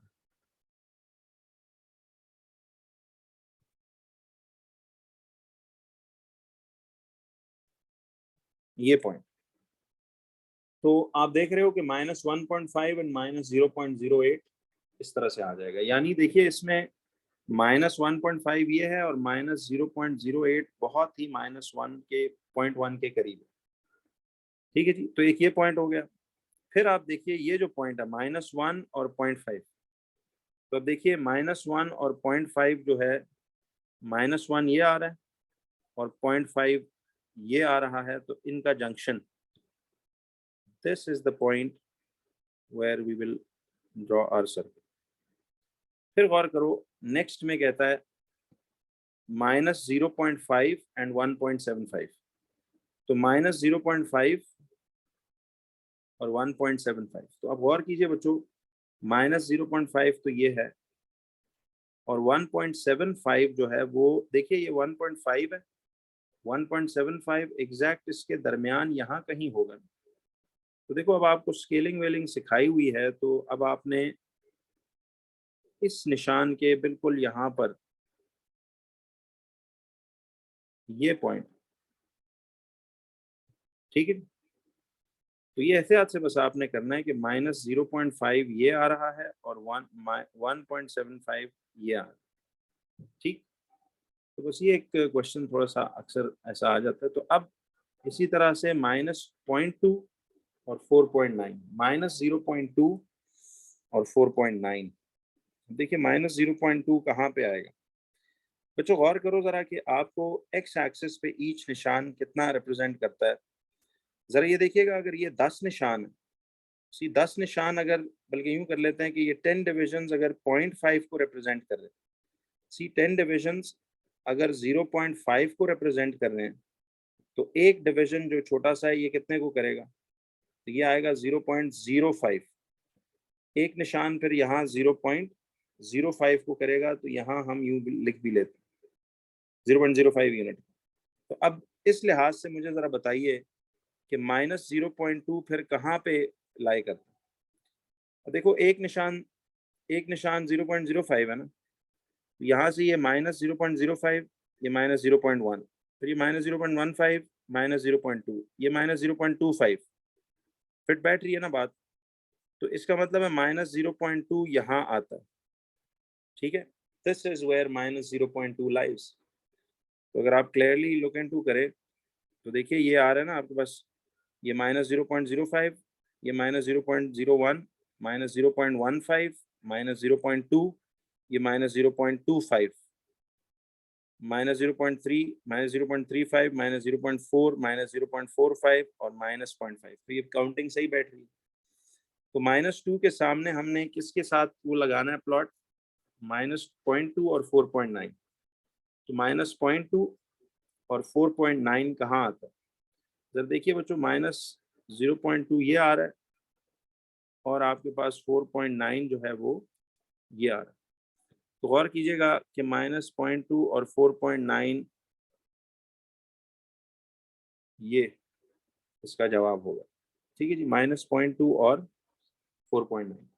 अच्छा बच्चों, अब ये जो आपके पास ग्राफ का आधा पोर्शन बना, तो see what you have to do is कि आपने इनके थ्रू एक smooth curve through these points जो है वो यहाँ से पास करना, ठीक है।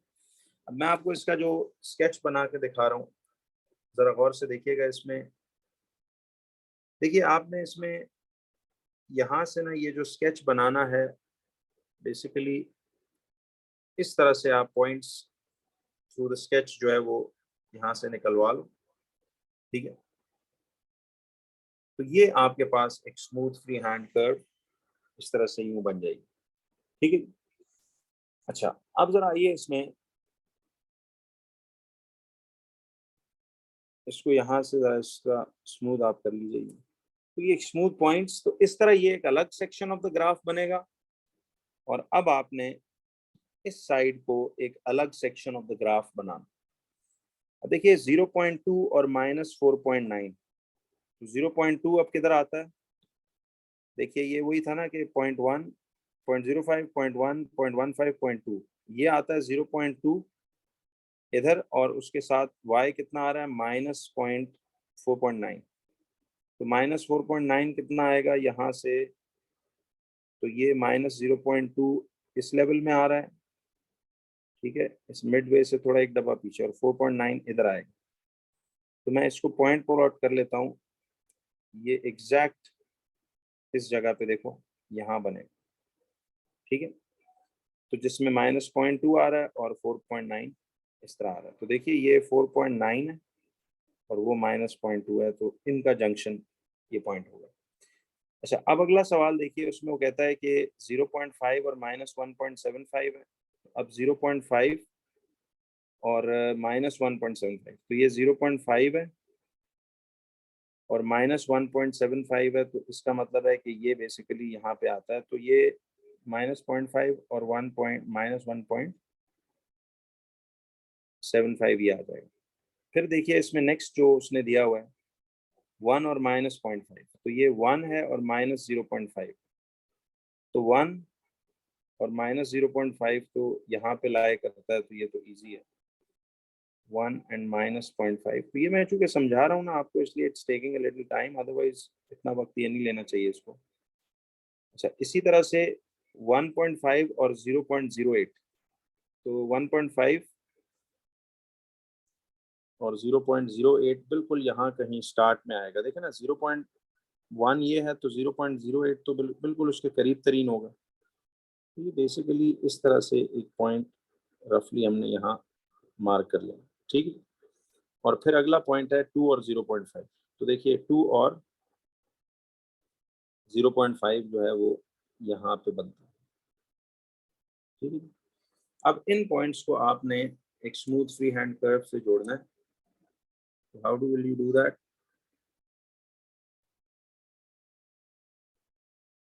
ठीक है, ये इस तरह से आपका एक स्मूथ फ्री हैंड कर्व यूं बन जाएगा, ठीक है। तो देखिए इस तरह से आपने एक smooth free hand curve through the points यूं गुजारनी थी। क्लियर हो गया? तो इसके वो अब तक देखो आपको 3 मार्क टेबल फिलिंग के और 5 मार्क्स इस कर्व बनाने के। वैसे मेरी सजेशन है, कल चूंकि पेपर में आपका ग्राफ का सवाल लाजमन आता ही है हर दफा, तो तो आप इसको सबसे आखिर के लिए छोड़ो, पहले पूरा पर्चा कर लिया करो। तो ग्राफिकल पोर्शंस एंड के लिए बंदा छोड़ता है ताकि मसले मसाइल उसमें कम टाइम उसमें थोड़ा सा लगता है। अच्छा बच्चों, अब मैंने आपको देखिए ग्राफ्स का सेक्शन पूरा क्लास में भी करवाया, उसकी रिकॉर्डेड वीडियो लेक्चर्स भी यूट्यूब पे काफी अरसे से लगाए हुए थे हम लोगों ने। तो उसका सवाल वो कहता है कि use your graph to solve this equation. अच्छा, वो कहता है ग्राफ यूज करके इस इक्वेशन को सॉल्व करो। मैंने आपको क्या कहा था कि देखो, आपको जब भी ना वो कहे कि ग्राफ यूज करके किसी सर्टेन इक्वेशन को सॉल्व करें, तो आपने हमेशा क्या करना था, आपने ना उस गिवन इक्वेशन को ना ओरिजिनल ग्राफ की इक्वेशन से कंपेयर करना।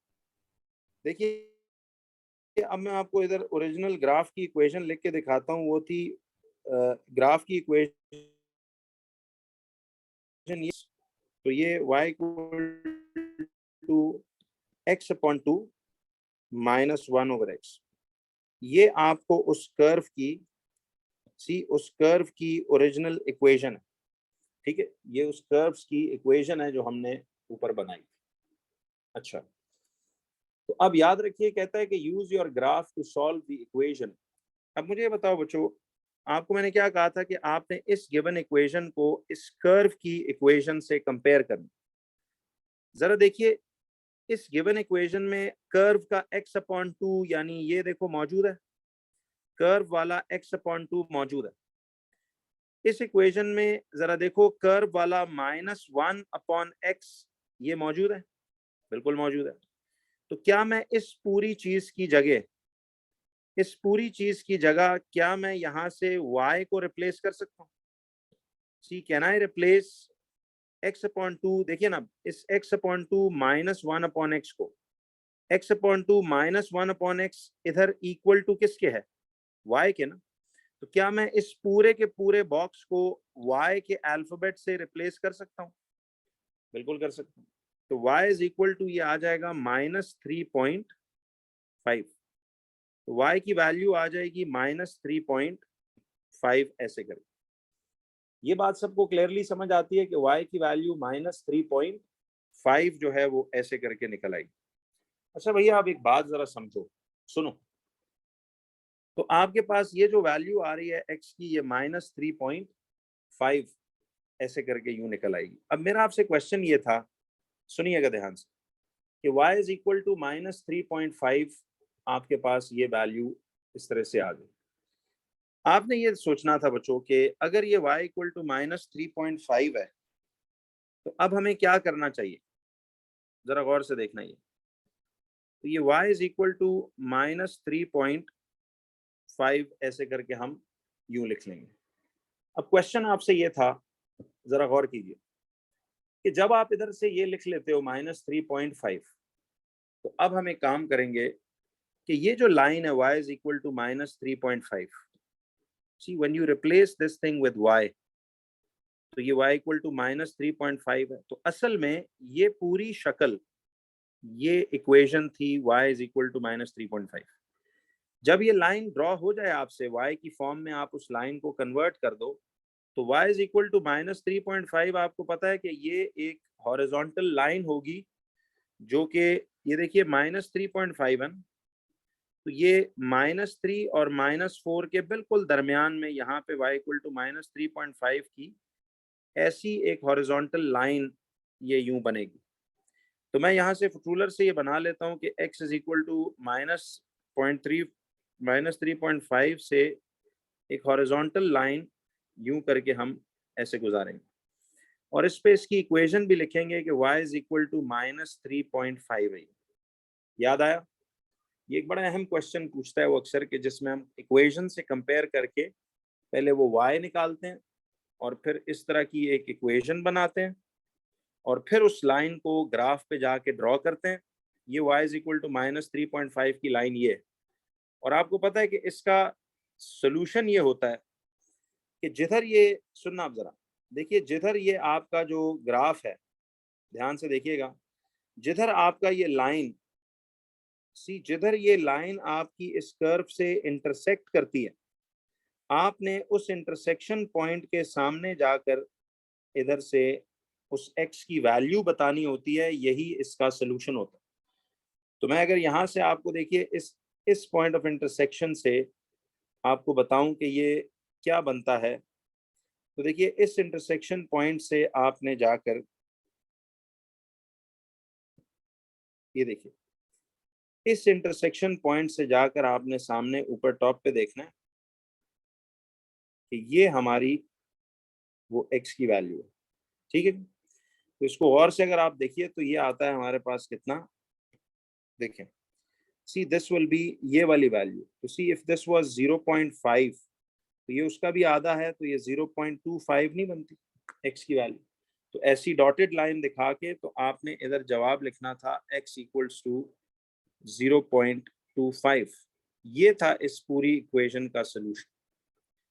तो इस तरह से आपने ना ये एक बड़ी इंपॉर्टेंट चीज याद रखनी है कि इक्वेशन ऑफ द कर्व से मैच करके उसको y की फॉर्म बनानी है और फिर हमने वो करना है। तो देखो एक कर्व तो चलो हमने ये इधर से ये यूं बना दिया कि एक कर्व उसने यहाँ से यूं दिखाया था, ठीक है। सी उसने एक कर्व यहाँ से यूं दिखाया हुआ, ये थोड़ा सा इधर प्रिंटेड नहीं सही नजर आ रहा होगा, तो ये एक कर्व इस तरह से उसने यूं दिखाई थी, ठीक है। तो ये इस तरह उसने, और दूसरा जो उसने अब देखो नीचे जवाब दिया हुआ है, सी इट सेज x की वैल्यू कहता है 0.24 से 0.35 के दरमियान कोई भी लगा ले। 0.24 से 0.35 तो ये रेंज अच्छी खासी दी हुई है, लेकिन देखो हमारा answer well within the range आ रहा है, 0.25 उस रेंज के अंदर आ रहा है, ठीक है। तो 0.24 से 0.25 तक कहता है कोई भी जवाब आप लिख लें तो मान लिया जाएगा, ठीक है। अब जरा आइए बच्चों नेक्स्ट में वो कहता है, सी कहता है on the grid draw the line 5x + 3y = 0।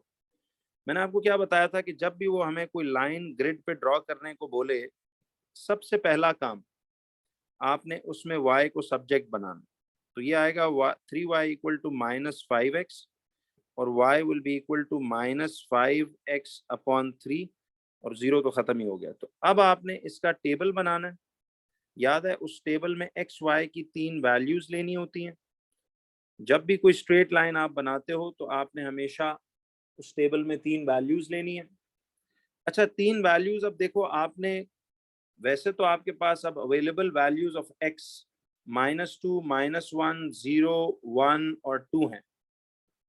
तो इनमें से कुछ ऐसी वाली लीजिएगा कि जो इस तरह से ना ये प्रॉपरली डिवाइड होती है। देखिए यानी x की वो वैल्यूज लो कि जो फिर 5 से मल्टीप्लाई होके 3 से डिवाइड भी होती है। जैसे मैं चले सबसे पहले x की वैल्यू गिवन एक 0 ले लेता हूँ, तो ये जब 0 लूंगा तो ये -5 × 0/3, ये कितना आएगा, 5 0 0 हो जाएगा और 0/3 तो आपके पास 0 ही आएगा, ठीक है जी। एक तो ये लाइन होगी। दूसरी फिर आप जरा देखिए इसमें मैं जब पुट करूंगा -5 × क्या पुट करूं x की वैल्यू के, एक होल टाइप नंबर आंसर है। देखिए अगर मैं इसमें x की वैल्यू मेरे पास किधर तक अवेलेबल है, x की वैल्यूज 2 तक अवेलेबल है।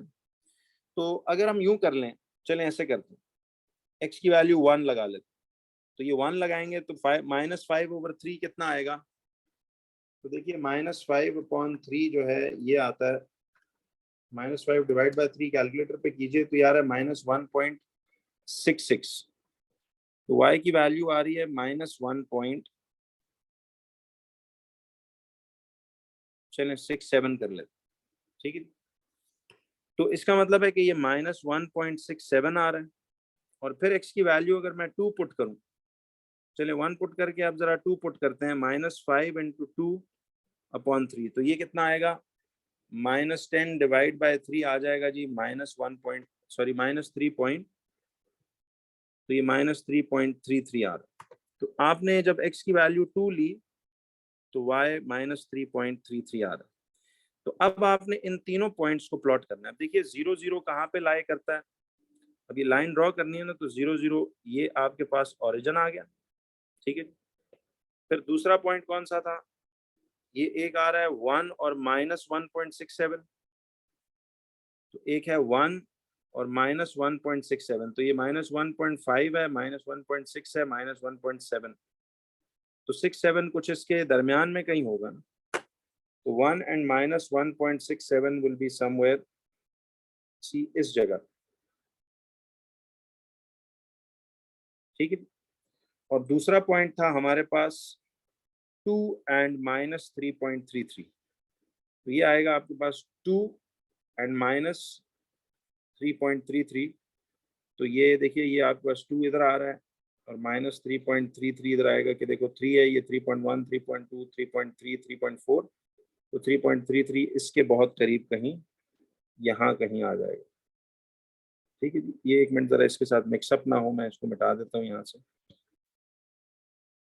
ये वो -3.5 वाली लाइन थी और ये आ जाएगा आपके पास C2 और -3.33 इधर कहीं एग्जैक्ट आएगा। ठीक है मुझे। अब आपने इन तीनों पॉइंट्स को एक फुट रूलर की मदद से देखिए, एक स्ट्रेट लाइन ऐसी बन रही है, लेकिन आपने भी इस लाइन को इधर रोकना नहीं है। आपने क्या करना था कि इस लाइन को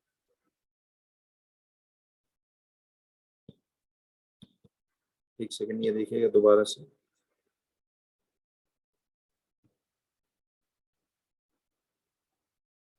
इस लाइन को आप,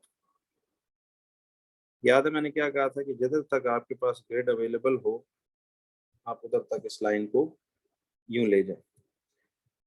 तो ये वो लाइन थी जिसको उसने, अच्छा लिखनी उसके साथ आपने ओरिजिनल इक्वेशन ही है, बेशक सब्जेक्टेड इक्वेशन लिख लो, मर्जी है। तो ये 5x + 3y 5x + 3y = 0, ये लाइन। ठीक है। तो देखिए इसका बैक पे उसने आंसरिंग किस तरह से की होती है कि उसने आपको कहा हुआ है कि करेक्ट रूल्ड लाइन लगी हुई हो। अब जरा आओ अगले पार्ट के, तो this is how you draw that line.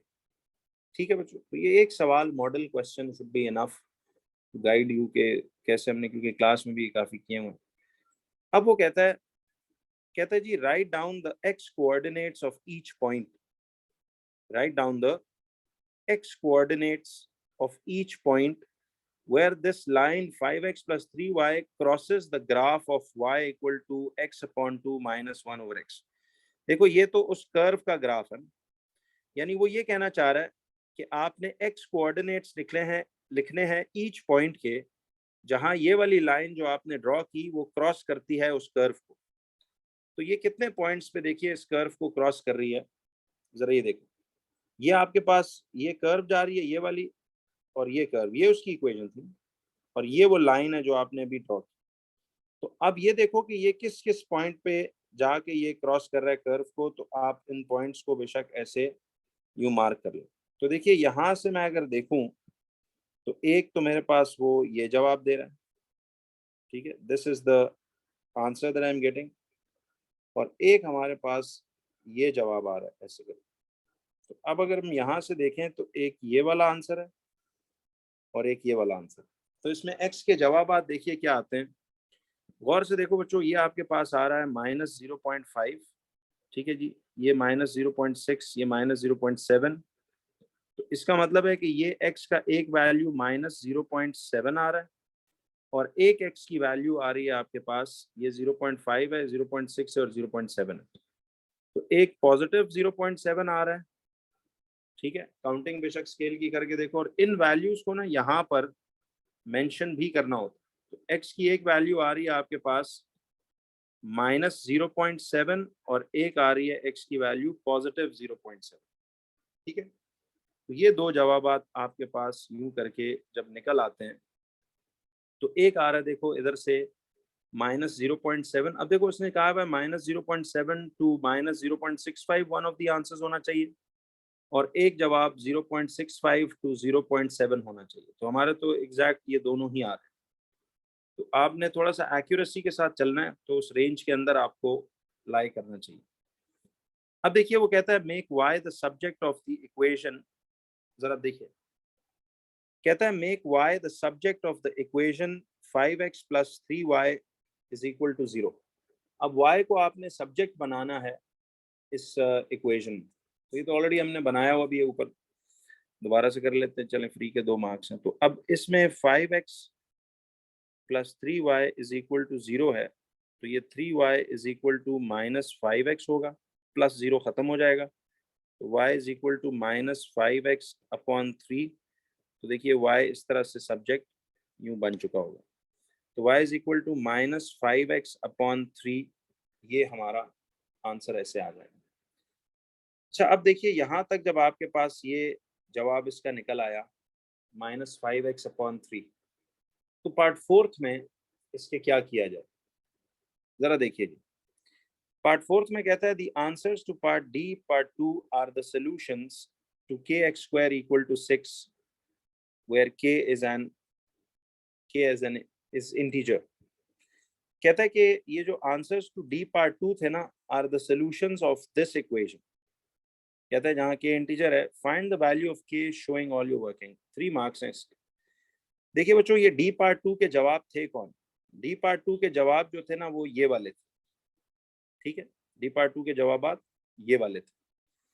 अच्छा, ये चीज मैंने आप लोगों को याद है, एक कॉन्सेप्ट कराया था कि जब वो कहे ना कि वो जो एक्स के आंसर्स थे पीछे जो निकाले हुए थे, वो अगर कहे कि ये सॉल्यूशंस हैं किसी इस शक्ल की इक्वेशन के, तो आपने इसमें ये के की वैल्यू, जैसे याद है वो हम ए बी और सी की वैल्यूज ढूंढा करते थे, क्लास में मैंने एक मॉडल क्वेश्चन कराया भी था और इसको बाद में भी हमने देखा था। तो आपने ये सोचना है कि देखिए ये अगर देखो ये जो आंसर्स थे डी के पार्ट 2 के, ये वाले, ये 0.7 और -0.7, ये जवाबात किन पॉइंट्स के थे? देखिए ग्राफ पे देखें, ये जवाबात उन पॉइंट्स के थे जहां ये कर्व और ये स्ट्रेट लाइन, जहां ये कर्व और ये स्ट्रेट लाइन आपस में मीट कर रहे, इंटरसेक्ट कर रहे। आपको याद है इंटरसेक्शन पॉइंट्स हैं ये दोनों, इस कर्व और स्ट्रेट लाइन। तो इंटरसेक्शन पॉइंट्स के ऊपर आपको याद है कि y ऑफ द कर्व और y ऑफ द लाइन एक दूसरे के क्या होता है, जरा ये देखिएगा। देखिए हमने क्या कहा था कि ये जो डी पार्ट 2 में सॉल्यूशंस हैं, they are the solutions at the point of intersection. याद है ये पॉइंट ऑफ इंटरसेक्शन है, point of intersection of the curve and the straight line. तो जहां पर ये कर्व और स्ट्रेट लाइन इंटरसेक्ट करती है, आपको पता बताया गया था ना कि जहां पर कर्व और स्ट्रेट लाइन इंटरसेक्ट करेगी, वहां पर y ऑफ द कर्व और y ऑफ द लाइन की वैल्यू आपस में क्या होनी चाहिए, वो हमेशा बराबर होगी। अब देखिए y ऑफ द कर्व की इक्वेशन आपको क्या दी हुई है, जरा टॉप से जाके आप देख लीजिए कि कर्व की y की इक्वेशन है x/2 - 1/x। तो ये आएगा आपके पास x/2 - 1/x equal to y of the line क्या होगा, y ऑफ द लाइन जो थी। अब देखिए y ऑफ द लाइन को हमने यहाँ सब्जेक्ट बनाया हुआ था, y is equal to this, तो ये -5x/3 है। ठीक है जी, इस तरह से हम इसको लगा लें। अब आपने ना इसको, इस पूरी शक्ल को, यानी y ऑफ द कर्व को और y ऑफ द लाइन जो बनाई थी, उन दोनों को इक्वेट करके अब इसको जरा सिंप्लीफाई करो, तो ये कुछ kx² इक्वल टू 6 वाली शक्ल बनेगी। ठीक है, ये वही शक्ल बनेगी जो ये बनाने वो कह रहा है, kx² इक्वल टू 6 वाली। कहता है जहाँ k एक इंटीजर है। तो अब मैं इस पे अलजेब्रा के वही सिंपल काम करता हूँ कि देखिए इस साइड पे ये तो ऑलरेडी सिंप्लीफाई हुआ हुआ है। देखिए अब ये साइड तो ऑलरेडी सिंगल फ्रैक्शन, क्या मैं इस साइड को पहले कर लूं कि ये *1 ये *2 एलसीएम हो गया, ये x-2/2।